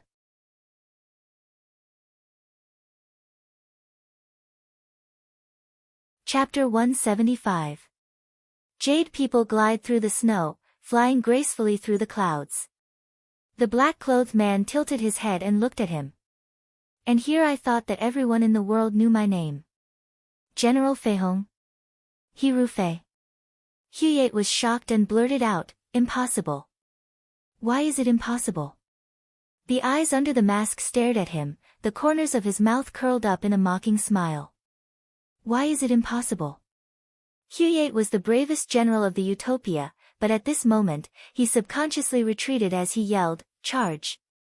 Kill this person, and the king will reward you handsomely." Countless arrows and silhouettes rushed up, but the masked man easily dodged every blade and arrow that rushed towards him. He was like a swan flying through the snow, spreading his wings to create a world of his own. There was nothing that could trap him. His sword was even more invincible. It danced and circled around in the night sky, as if it could even cut through the drizzle. Hyate could not help but believe one thing. This was indeed General Feihong, Hirufei. In the world, other than Hirufei, no one else had such exquisite swordsmanship. Hyate had never fought Hirufei before, but he had heard from the defeated Western Chang soldiers that Hirufei's azure gem sword could cut through all obstacles. But why would Hirufei appear here? He clearly could not be like this. Could this be another scheme of the Dewey? Hirufei had tricked them. These cunning and despicable Dewey people. "I want to kill him," Hyate said hatefully. He shouted to the people beside him, "Bring me my bow and arrows." He wanted to personally kill this bird that could still fly. He wanted to see this swan fall from the sky, fall to the ground, and be trampled into the mud by him. The bow and arrows were handed to him, and he aimed at the black-clothed man who was surrounded by the Utopia soldiers. He could not aim at the target no matter how hard he tried. He roared, "Idiots, back off a little." As soon as he finished speaking, the arrow in his hand was released. However, from the depths of the shrubs, a few more arrows were shot out, blocking his arrow in the middle. "There's an accomplice. Catch them."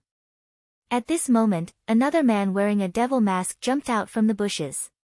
He laughed and threw a bucket-like object in the direction of the black-clothed man. The sword-wielding man in black only managed to grab the wooden barrel in midair, but the arrows of the Uchuo soldiers had already arrived. General Feihong moved so quickly that no one could see him clearly. He only used the wooden barrel to block his eyes like an iron shield. When the arrow hit the wooden barrel that he used as a shield, something like water flowed out. Hyate immediately cried out in his heart when he saw this and said, "Stop! Everyone stop!" But even if the archers stopped immediately, the arrow that was shot out could not be returned. In the blink of an eye, the wooden barrel in General Feihong's hands had already been shot into a sieve. The water spurted out from within and sprayed over the entire supply camp. Immediately after, they heard her whistle. The sound was clear and melodious. From the bushes, from all directions in the darkness, dozens and hundreds of arrows suddenly shot out. The arrows carried fire and fell on the ointment sprinkled on the pile of fodder. With a boom, the fire soared to the sky. Unfamiliar the first time, familiar the second time. He had done something like setting fire not long ago in Jiang, so Yen was already very familiar with it. Hyate was so angry that he almost spat out a mouthful of blood. He only ordered the soldiers to put out the fire and kill the people. However, this was not Jiang, and rivers were not everywhere. The place where the camp was set up was not far from the river, but it was definitely not close either. He Yan was slightly relieved. These ointments were the last of the ointments used to make fireworks in the Rundu. Although it was raining tonight, the rain was not heavy. However, the wind was very strong. As long as the wind blew, there was no need to worry about the fire not rising. In the end, these tents would be in danger. Now! He Yan shouted, "Don't retreat, fight!" The sounds of fighting and the flames from all directions rang out. Huye looked around. The appearance of De Wei wearing devil masks from all directions had already caused the Yuchuo soldiers to panic and their morale to be unstable. Now that the rations were burning, some people were busy getting water to put out the fire. Not to mention the formation, even the pace of killing the De Wei was disrupted. Huye was so angry that he almost vomited blood. All of this was because of Hirufei. Hirufei.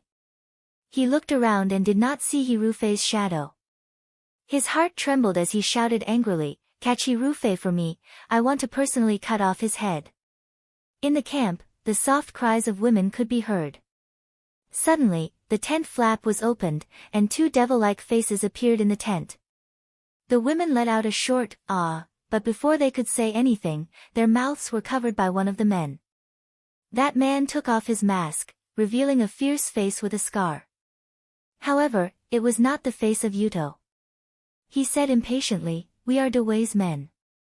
We are here to save you. Put on your clothes and leave quickly." The women in the tent were all disheveled. Two of them had already fallen to the ground and were no longer breathing. Jiang Jiao looked at them and sighed in his heart. When they arrived, Huye was causing trouble inside, doing some beastly things to the female Rundu prisoners.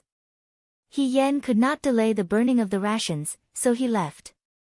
However, he did not let it go. Once the rations were burned, he asked the two of them to come and take a look. At first, he thought that He Yan was too soft-hearted. Now that he saw the miserable corpses in the camp, even a bandit like Wang Ba could not bear it. He could not help but clench his fists and curse Yudo for being worse than a beast. The women quietly followed Wang Ba and Huye out of the tent. The Yudo soldiers were all gathered at the rations, so no one noticed them. Jiang Jiao asked, "Can brother He hold on for that long?" Wang Ba sneered, "He is much better at being a hero than you and me. He went to save the other prisoners." The De Wei prisoners' tents were small and tattered. They could barely shelter them from the wind and rain. Dozens of women were squeezed together, their clothes barely covering their bodies. All of them looked miserable, and the tent was filled with the smell of blood and decay. It was nauseating. Every time the Wutua people ravaged these women, the dead ones would be thrown into the river, and the living ones would be thrown back with scars all over their bodies. After a few days, they would experience a life worse than death until they died. When they suddenly saw someone come to save them, these women could not believe their eyes. "Let's go," He Yan said, "I will save you all." The leader of the women trembled as she asked, "Warrior, what is your name? Are you General Fei Hong?" The masked man did not move, but after a moment, he took off his mask, revealing a handsome young face. His voice was calm, "No, my name is He Yan, Wuan Lang personally appointed by His Majesty." The rhythm of the Utho soldiers was completely disrupted. The masked De Wei soldiers did not continue fighting. When they saw that the rations were about to be burned, they turned around and rushed towards the city gate. On top of the city gate, there were already ropes hanging down. Countless archers were lying in ambush on top of the city gate. Once the Yudo soldiers got close, they would use the arrows they borrowed from the Yudo a few days ago to kill them. The Yudo could not get close, but the masked men were able to escape unscathed. They took the captives away. Someone shouted. Huye flew into a rage, "A bunch of trash. Can't even keep an eye on the women." The Yudo soldiers also felt wronged. Who would have thought that at a time of life and death, there would be people who would pay attention to these worthless women? They were just spoils of war for the enemy and would only drag them down. If they were in Yuto, even if they were saved, they would still be killed. Women who had been defiled by the enemy had no right to live in this world. It would be fine if the captives wished to die in the enemy's camp, but who would have thought that there would be people who would use all sorts of methods to save these women? The subordinate hesitantly said, I heard that General Feihong Hirufei never hurts women. If someone kidnaps Dewey's women, as long as he is there, he will save them. Huyate kicked him back, bastard. I've said it before, how could Hirufei come to the Rundu? The smell of burning food came from the wilderness. From time to time, Yudo's soldiers would carry buckets of water to water them, but the wind and fire were strong, so it was futile. Huyate looked in the direction of the Rundu's city gate. Countless archers were lying in ambush on top of the city gate. From time to time, arrows with torches would be fired in this direction as a warning. His face darkened, and he gritted his teeth, Rundu. I will flatten the Rundu. I will destroy the Rundu, young and old. He-Yen was the last one to go up the city gate. In order to protect the women, she had to first pull the rope back. She had to deal with the Yudo soldiers at the city gate until she had the chance to return to the city. Even though the archers used arrows to force the Yudo back off, she was still injured. When there was war, there would be sacrifices. It was already good enough that she was still alive. The women who were lucky enough to escape from the enemy camp sat on the city gate in a daze until they could no longer hear the sound of the Yudo's horn. Only then did they come back to their senses. Slowly, they covered their faces with their hands and began to cry. The Rundu soldiers behind the city gate had already taken off their masks. After a night of surprise attack, everything was tense. Only now did they seem to understand what really happened. Some of them were crying, while others were laughing and shouting, we burned their provisions. Those Yuto were beaten into idiots by us. Ha ha ha, we won against the Yuto. To say that they won was naturally an exaggeration. However, this night attack was indeed a victory, and it was a complete victory. The number of Yudo casualties was unknown. He-Yen had brought 500 elite soldiers, but 46 were sacrificed, and 273 were injured. For the Rundu soldiers who had been guarding the city for more than a month, this was already the best situation. Li Kuang looked at the elite soldiers who were lying on the ground in disbelief and muttered, they actually did it. When He-Yen brought these people, Li Kuang actually did not approve of it. He was almost prepared for He-Yen and these hundreds of people to die. They were just sending themselves to death. As for burning the Yudo's food, Li Kuang also thought that it was very unlikely. However, these things that were impossible in his eyes had now become reality. They even brought back the captives that the Yudo captured outside the city. Li Kuang's heart suddenly lit up with new hope. All along, he did not think that the Rundu soldiers could compete with the Yudo. He thought that they could only defend the city gate and wait for reinforcements. But now, He-Yen made him see another possibility.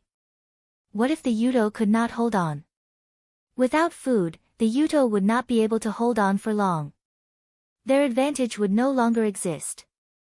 Now, they were only relying on their advantage in numbers. As for numbers, didn't that young Muan Lang, He-Yen, already win 2 battles with fewer people? Thinking about this, Li Kuang looked at He-Yen excitedly. He saw that the young man was leaning against the wall of the building. He did not have time to take off his mask and was looking at the rescued women who were crying together. Li Kuang could not see He-Yan's expression, but he could see the smile at the corner of his mouth. He was very relieved. In an instant, the scene in front of Li Kuang overlapped with the scene in the past. He still vaguely remembered the time when he fought a battle with Hirufei, who was still a deputy general. That person was also like this. He sat quietly on the ground and looked at the crying and laughing soldiers. The sharpness on the battlefield was restrained, and he was incredibly gentle. He really looked like Hirufei. Li Kuang thought silently. To be more precise, he looked like Hirufei in the past. Hirufei in the past.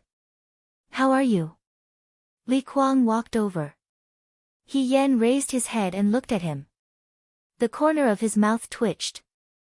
I'm okay. Just a little tired. He and the elite soldiers did not rest for the whole night. Li Kuang said, rest for a while. He Yan nodded and stood up. He thought of something and said to Li Kuang, Lord Li, please ask people to find out if these rescued women still have family in the city. If they do, please ask them to bring them home. If they don't have family, please help them settle down. Li Kuang frowned slightly and did not say anything. He Yan seemed to know what he was thinking. He said lightly, no matter what Lord Li thinks, they are still Dawei's citizens and Runda's citizens. Since you are the commander of the city, you can't sit back and do nothing. The responsibility of the people on the battlefield is to protect the citizens of every inch of the country. It doesn't matter if they are rich or poor, or what they have encountered. She stared at Li Kuang, as if insisting that Li Kuang give her an answer. Li Kuang paused and said, I understand. He Yan nodded to him, thank you. She went down the gate tower without saying anything. He Yan lived in the residence arranged by Zhao Shiming. She was now Muan Lang, so she could use Muan Lang's privilege to live in a room alone. She asked the servants in the residence for a basin of hot water and went into the house. The servants quickly brought the hot water in. He Yan locked the door, took off her mask, and pulled down her clothes. Her back, shoulders, and arms were all injured. Some were grazed by swords, and some were from arrows. Last night, she was at the front line and burned the Yudo's provisions. Hundreds of arrows were fired at her, so it was impossible for her to escape unscathed. But now, she was already in good condition. She soaked the handkerchief in hot water and wiped her wounds. The wounds on her back and shoulders were the deepest, but the wounds on her waist were not as bad. Thanks to Lin Shuanghe's scar removal and muscle revitalization ointment. This time, she brought the remaining scar removal and muscle revitalization ointment with her to the Rundu. The wounds on her shoulders and waist were almost used up, and there was no more ointment left in the box. After changing into clean clothes, she looked at herself in the mirror. The youth in the mirror had a pale face. The biggest advantage of the mask and black clothes was that the soldiers couldn't see the blood stains and wounds. They also couldn't see her face clearly. She was always in high spirits, always moving forward, and always being the one who boosted the morale of the soldiers. He Yan looked at her arm. Her sleeve was half rolled up, and there was a knife wound on her arm. However, she had already used up all the medicinal powder she brought with her. Just as she was about to wrap the wound with a white cloth, someone knocked on the door. It was a woman's voice, Shaohe official. He Yan said, please come in. The person who came in was a young and beautiful girl. She had a smile on her face, and there was a small dimple on her left cheek, which made her charming and lively. She walked over and handed He Yan a round bottle. She smiled and said, I saw Shaohe official asking for hot water when you came in. I reckon that Shaohe official is injured. This is the leftover wound ointment that master usually uses. This concubine brought it over.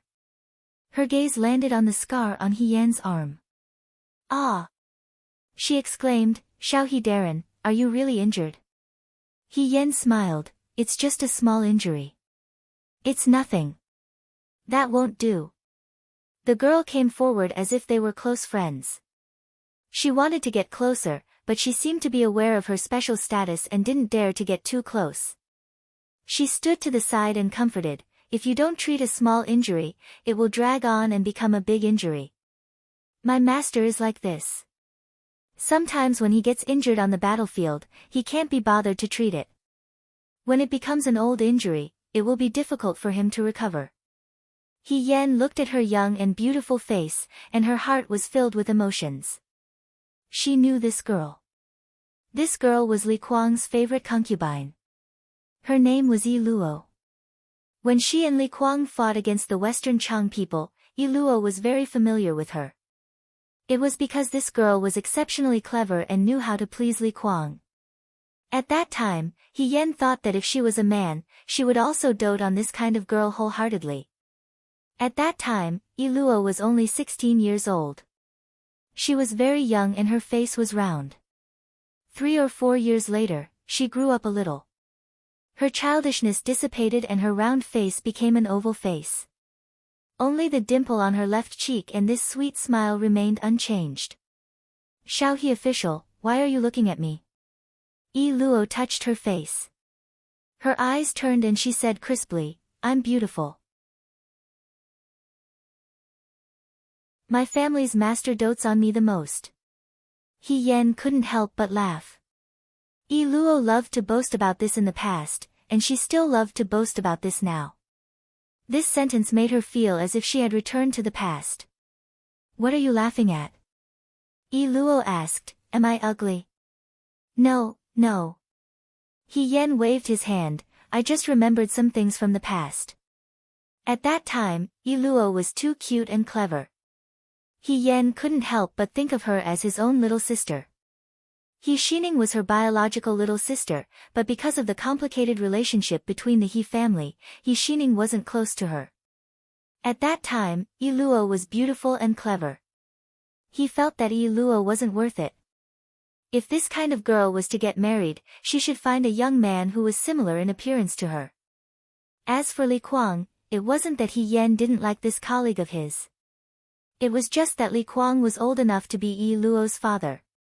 He was serious and straightforward, and he wasn't considerate. He didn't know what Iluo saw in him. At that time, Iluo held her cheeks and giggled. She said to He Yan, everyone in my family is a servant. Deputy General he is a talented and handsome young man. How could he marry a servant as his wife? If I marry another servant, I'll give birth to a child who will still be a servant in the future. As a servant, I'll have to depend on the master. If I accidentally annoy the master, I'll lose my life. What's so good about that? It's better to follow master. I'll eat my fill and wear warm clothes. I only need to please master, and I won't be afraid of others bullying me. What you said is false.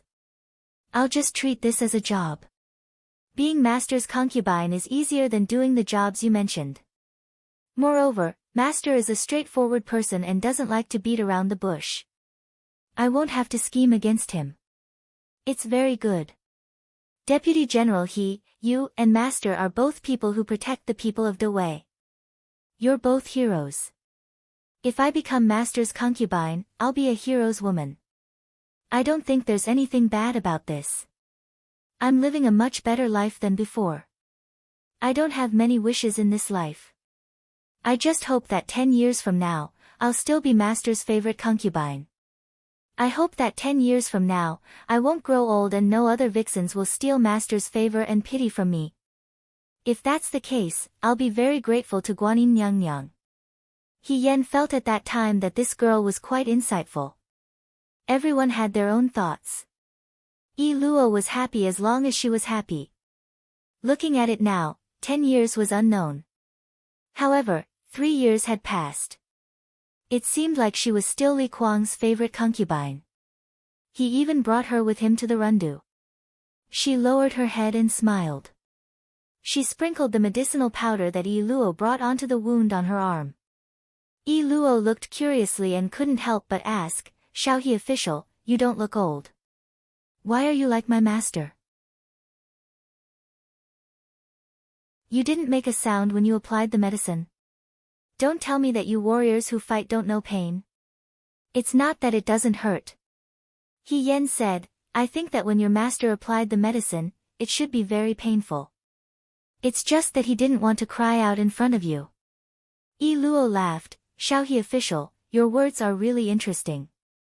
He Yan finished applying the medicinal powder and returned the bottle to Iluo, saying, Miss Iluo, thank you for the medicine. Iluo took the bottle and didn't leave immediately. She looked at He Yan and said, Xiaohe official, it's just some medicine. You don't have to thank me. I should be the one thanking you. What are you thanking me for? Thank you for coming up with a brilliant plan last night to burn the Yudo's provisions and help us vent our anger. Also, thank you for saving those women. She lowered her head and smiled helplessly, I know those women who were kidnapped by the Yudo. If it wasn't for you last night, they wouldn't have been able to return to the Rundu alive. No one would care about their lives. Even if my master personally led the troops, he wouldn't care about their lives. However, you are different. She looked at He Yen with sparkling eyes. You brought them back and didn't leave out any of them. I originally thought that how could there be such a young official who was appointed by His Majesty? You must have taken advantage of me on the battlefield. Now I don't think so. You are different from them. You are a good person, a true hero.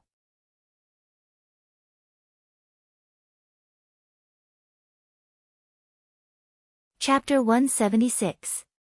He Yen smiled and looked at her. Is it because I saved those captives that I'm a true hero? A true hero will see things that others can't. There are many men who speak up for men, and there are many women who speak up for women. Yi Luo said, but there aren't many men who will speak up for women. He Yen looked at her serious expression and couldn't help but smile bitterly in his heart. But she wasn't a real man, so she couldn't really give Yi Luo what she wanted. This was the way of the world. It wasn't something that could be changed in a short period of time. Seeing that He Yen was silent, Yi Luo took the opportunity to say, Lord Xiaohe, after you left last night, many aunties in the city came to ask me about you. The county magistrate's wife also asked about you. They all said that if you could come back alive, they would like to tell you about their daughter. She doesn't have to marry you. She can be your concubine. He Yen couldn't react in time. Facing Yi Luo's hopeful gaze, He Yen could only use his usual excuse, thank you for your love, but I already have a sweetheart. You already have a sweetheart? Yi Luo was a little disappointed, but soon became curious. Who is Lord Xiaohe's sweetheart? Is she beautiful? What kind of person is she? He Yan's mouth curved into a smile. Yes, she is very beautiful. Her temperament seems very cold, but she is a very gentle person.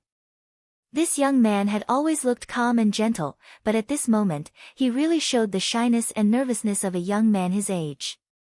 Yi Luo was even more curious. From what you said, this girl should be very outstanding. Then does she like you? He Yen was stunned and shook his head. She doesn't like me? Yi Luo was shocked. Xiaohe is skilled, handsome, and kind-hearted. Furthermore, he was personally conferred the title of Muan Lang by His Majesty. Why is he not fond of such a person? He Yen shrugged, because he's good, and there are people better than me around him. And I have my own things to do, so I don't want to implicate others. Beautiful Silk looked at him and giggled. Lord Xiaohe, you're good at everything, but this is the only bad thing about you. As long as your sweetheart isn't married yet, it means that things aren't set in stone yet. Then, snatch. Back then, when Master wanted to pick a concubine, there were dozens of sisters in our courtyard. Every day, I would appear in front of Master, and every day, I would dress up meticulously. This concubine was the one who fought for the position of Master's favorite concubine. If Lord Xiaohe really likes that lady, then don't bother about anything else. Someone better than you might have a higher status than you, but she just had to lose to you. Honest women are afraid of pestering men. If you pester her day and night, who knows when that lady might fall in love with you. He Yen didn't expect to hear the phrase, honest women are afraid of pestering men, here. He thought of Jiang's anxiousness at that time and secretly laughed. Yi Luo seemed to be very enthusiastic about helping her to win her sweetheart's favor and wanted to talk endlessly. He Yen could only stop her. Miss Yi Luo, thank you for your good intentions, but right now, we can't even protect ourselves. If the Runda can be defended and the Yudo chased back, I will definitely do as you say. But right now, let's forget about it. Hearing this, Yi Luo also sighed and said, that's true. She suddenly fell silent and looked gloomy. He Yen felt a little apologetic.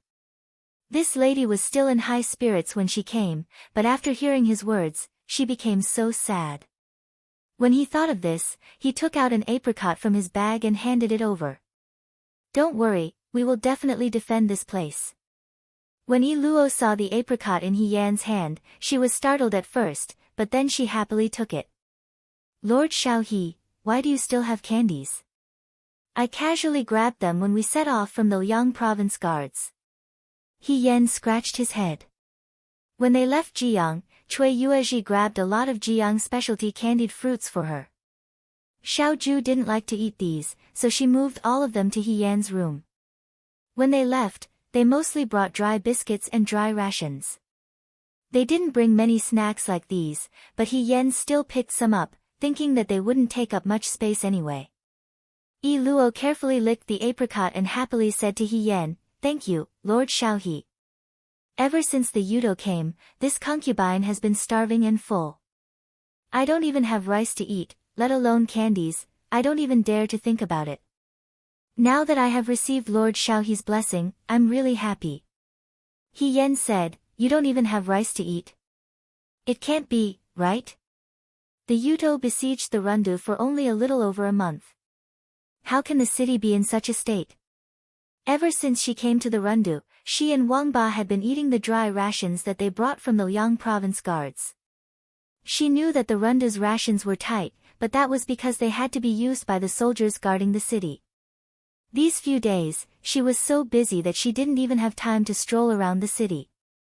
If Yi Luo hadn't said it herself, He Yan wouldn't have known that the Rundu was so tense. One had to know that even Yi Luo didn't have enough to eat, let alone the common people. Yi Luo bit the apricot and looked at her with wide eyes. "Lord Xiaohe, you don't know. The Yudo soldiers besieged the Rundu for more than a month, but last year, there was a snowstorm in the Rundu. After the snowstorm, there was a famine. Even if the Yudo didn't come, the common people in the Rundu would have had a hard time. Not to mention that the roads out of the city are blocked. There wasn't much food in the city to begin with, and all of it was given to the soldiers. The common people have long been starving to the point of eating grass and tree roots. A few days ago, there were already people who died of starvation." "What?" He Yan suddenly sat up. "Is this true? I wouldn't dare to lie to Lord Xiaohe," Yi Luo said. "Otherwise, our Rundu is rich in grapes. Why would Lord Xiaohe only give Lord Xiaohe a bowl of grapes on the first day you came? It's really..." That was the last bowl of grapes in the Rundu. The famine in the city was a big deal, but Li Kuang didn't even tell her about such a serious matter. If that was the case, there was no point in defending the city. Li Kuang was waiting for Hirufei, who wouldn't come. On the other hand, the common people of the Rundu were waiting for endless despair and hunger. They were waiting for death. He Yan lowered his eyebrows and put on his shoes without saying a word. Yi Luo asked, "Lord Xiaohe, what do you want to do?" "I want to see Li Kuang." Li Kuang was checking yesterday's battle report in his room when he suddenly saw He Yan striding in from outside. He was a little surprised and asked, "Didn't you go back to your room to rest? Why did you come out again?" He Yan sat down on a chair at the side. She was indeed very tired and would feel better if she sat down. She looked at Li Kuang and said, "I'm here to ask, what are Lord Li's plans after we burned the Yudo's provisions last night?" Li Kuang looked at He Yan and cupped his hands. He said sincerely, "Yesterday's victory was all thanks to Lord Xiaohe.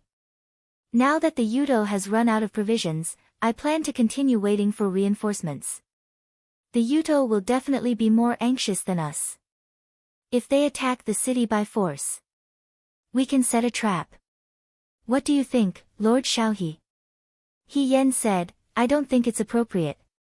Li Kuang frowned. "Why?" He Yan stared into his eyes.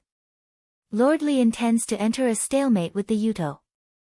This is not wrong, but how long can the people in the city last? I'm afraid that they will starve to death before reinforcements arrive. There is not much food left in the city due to this year's snow disaster. Why did Lord Li hide this from me?" Li Kuang heard this and did not answer He Yan. Instead, he asked, "Who told you this? There are so many people in the Rundu. Does Lord Li think he can hide it?" He Yan's eyes were sharp. Even if he can hide it from one person, how can he not know when more and more people starve to death? Last night, when she led the 500 elite soldiers of the Rundu out of the city, she felt that the soldiers of the Rundu were thin and weak. But at that time, she only thought that it was the result of defending the city for days. She only understood when Iluo told her the reason. If the army was already like this, it was a big taboo in war. Defending the city until the people in the city starved to death was not something that had never been written in history books. That was hell on earth. She did not even dare to think about it. Li Kuang was silent for a while. Then, he asked He Yan, "What do you mean?" "We can't continue to defend the city. My lord and I will lead the Rundu soldiers and fight to the death with the Yudo outside the city." "Impossible." Li Kuang answered without thinking. "Taking the initiative to attack is the worst plan. We already took the initiative to attack last night. Last night, we had 500 elite soldiers. But the Rundu has 30,000 soldiers. This is the last hope of the Rundu. If we do as you said and fight to the death with the Yudo, the city will fall and all the people in the city will fall into the hands of the Yudo. Brother He and the Yudo have fought twice. It's impossible that you don't know how cruel and vicious the Yudo are. These people will suffer a fate worse than death if they fall into their hands. I'm the commander of the Rundu. Even if all the people in the Rundu starve to death, it's still better than dying under the torture of the Yudo. Who said that we will definitely lose?" He Yan frowned. "The war hasn't started yet. Anything can happen. We can also be the victorious side. 30,000 against 100,000, how can we win?" He Yan said, "In the Battle of Jiang, didn't we also win with fewer people?" Li Kuang turned around and said coldly, "I'm not the commander-in-chief of the right army. You're also not General Fei Hong. We can't win this kind of battle with fewer people." "But I can win." Li Kuang turned around and looked at her as if he was looking at a child who didn't know how high the sky was. He shook his head and said, "Brother He, I admit that you're somewhat powerful. You also have a way to deal with the Yudo. But war is very cruel. It's a matter of the lives of the people in the city. I can't use the lives of the people in the city to earn your military merits. It's fine if we die. After all, we only have one life. But the city gate cannot be broken. I won't take the initiative to fight the Yudo. If they want to attack the city, we will defend. If they are in a stalemate, we will wait for reinforcements to arrive." Li Kuang was like this in the past. He was very conservative when he fought. He Yan also knew this very well. But at that time, she was only a deputy general who led tens of thousands of Fuyue army. Now, this is the Rundu. Even if Sir He is Muan Lang, without my permission, you can't order the Rundu's troops. So, don't waste your energy." Li Kuang said coldly. He Yan took a deep breath. This Tu's temper was bad and stubborn. Even after so many years, it still hasn't changed. She asked, "Fine.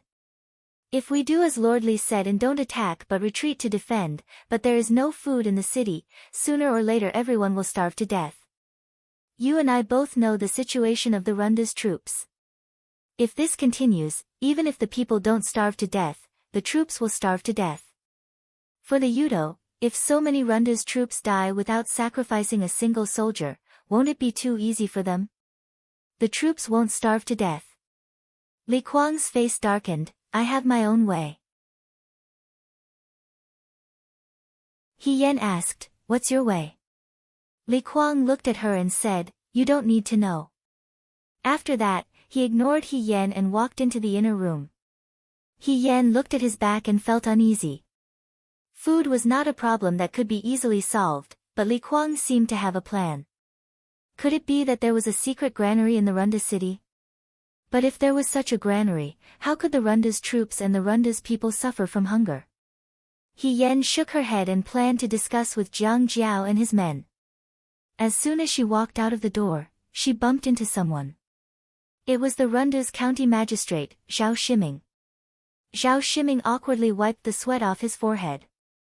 He looked into the room and said, I wanted to go in. But when I reached the door, I heard you and Lord Li quarreling, so I couldn't go in.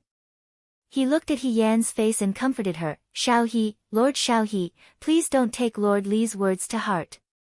He has such a temper. He is as stubborn as a sure too. He has a good heart, but he doesn't dare to gamble with the lives of the Rundu's people. Lord Xiao He, you came from Liangzhou, so you might not know. We people in the Rundu really don't dare to take this risk. I'm not angry. He Yan sighed and said, I just think it's inappropriate. She looked at Zhao Shiming again. Zhao Shiming was the one who hired craftsmen to make the scarecrows and masks. Zhao Shiming, the county magistrate, seemed to be very popular in the Rundu. Now that Li Kuang was dissatisfied with her, He Yan couldn't ask Li Kuang for help. Jiang Jiao and his men had always been by her side, so they couldn't be separated. This Zhao Shiming should have people around him who could be useful, although there weren't many. Lord Zhao. She thought for a moment and bowed deeply to Zhao Shiming. I have something I need your help with. Zhao Shiming was startled and said, Lord Xiao He, please speak your mind. Lord Zhao, do you have people around you who can be used? For example, bodyguards. I want to borrow 2 of them and do something for me. After a pause, she continued, however, this matter needs to be hidden from Lord Li. He can't know about it. Zhao Shiming looked at the young man in front of him. Whether it was for public or private reasons, he had spent more time with Li Kuang, so he shouldn't help He Yan hide this from Li Kuang. But on the other hand, he believed that this young man didn't have any bad intentions. In fact, he was one of the purest people in the world. Otherwise, he wouldn't have had to take the risk last night to rescue those women from the enemy's camp. Zhao Shiming didn't have to think for long before he said, no problem. The sky in the Rundu was gloomy, as if the sun hadn't shone for a long time. The entire city was filled with a rotten and old aura. 2 naked boys pushed a corpse out of a house. This corpse was their grandfather, who was placed on a straw mat. His entire body was so thin that every bone in his body could be seen clearly. He had been starved to death.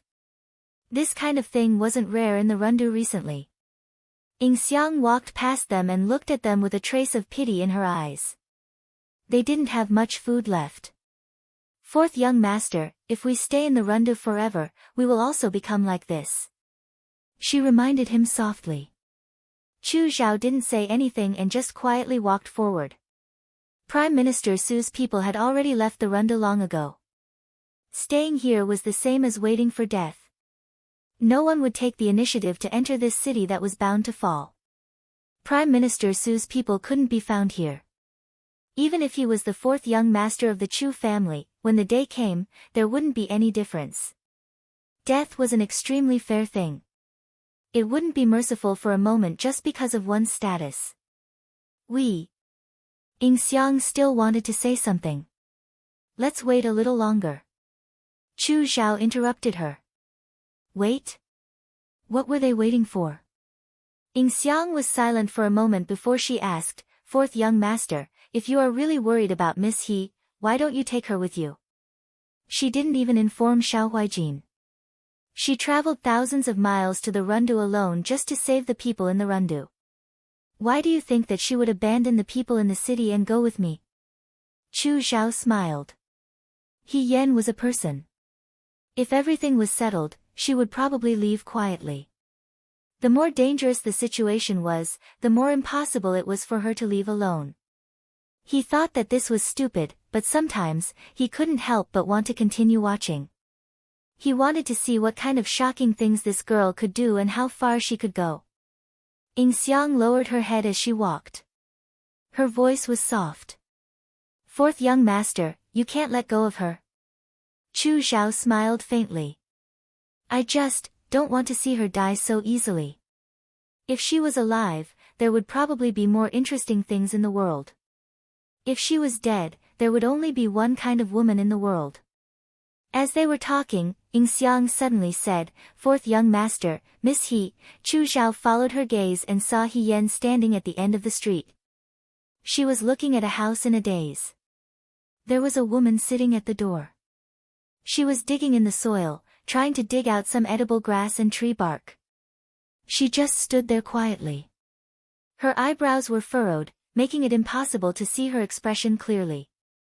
Chu Xiao walked over and said, "Brother He." Only then did He Yen see the two of them. She replied, "Brother Chu, Miss Ing Xiang."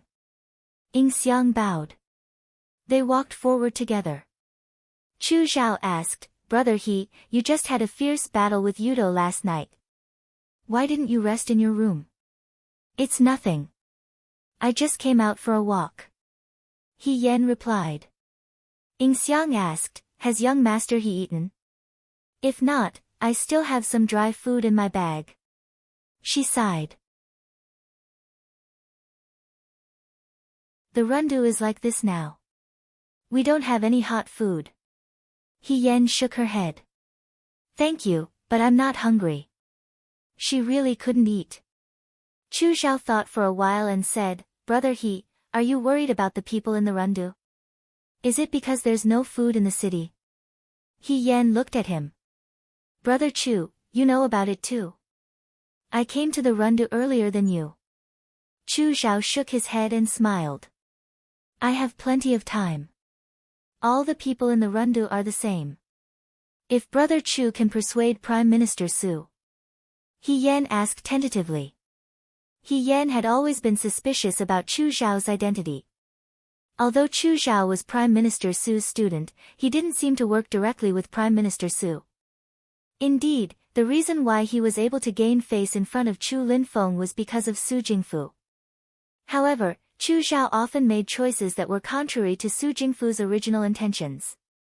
For example, in Jiang, Chu Xiao sent the military defense map. He was a very opinionated person. It was best not to be enemies with such a person. As long as he didn't show any hostility, she could only be careful. Just like how Chu Xiao wanted to use her, if she could use Chu Xiao to get close to Hirufei, it wouldn't be a bad idea. After all, Hirufei was now crazy to the point of inhumanity. If He Yen wanted to be promoted under Xiao Ju in the past, she had changed her mind a long time ago. She decided not to involve Xiao Ju in this and stay away from Xiao Ju. She would try her best to do this on her own. Chu Xiao's smile faded a little when he heard this. After a while, he shook his head and said, "Brother He, I'm not omnipotent.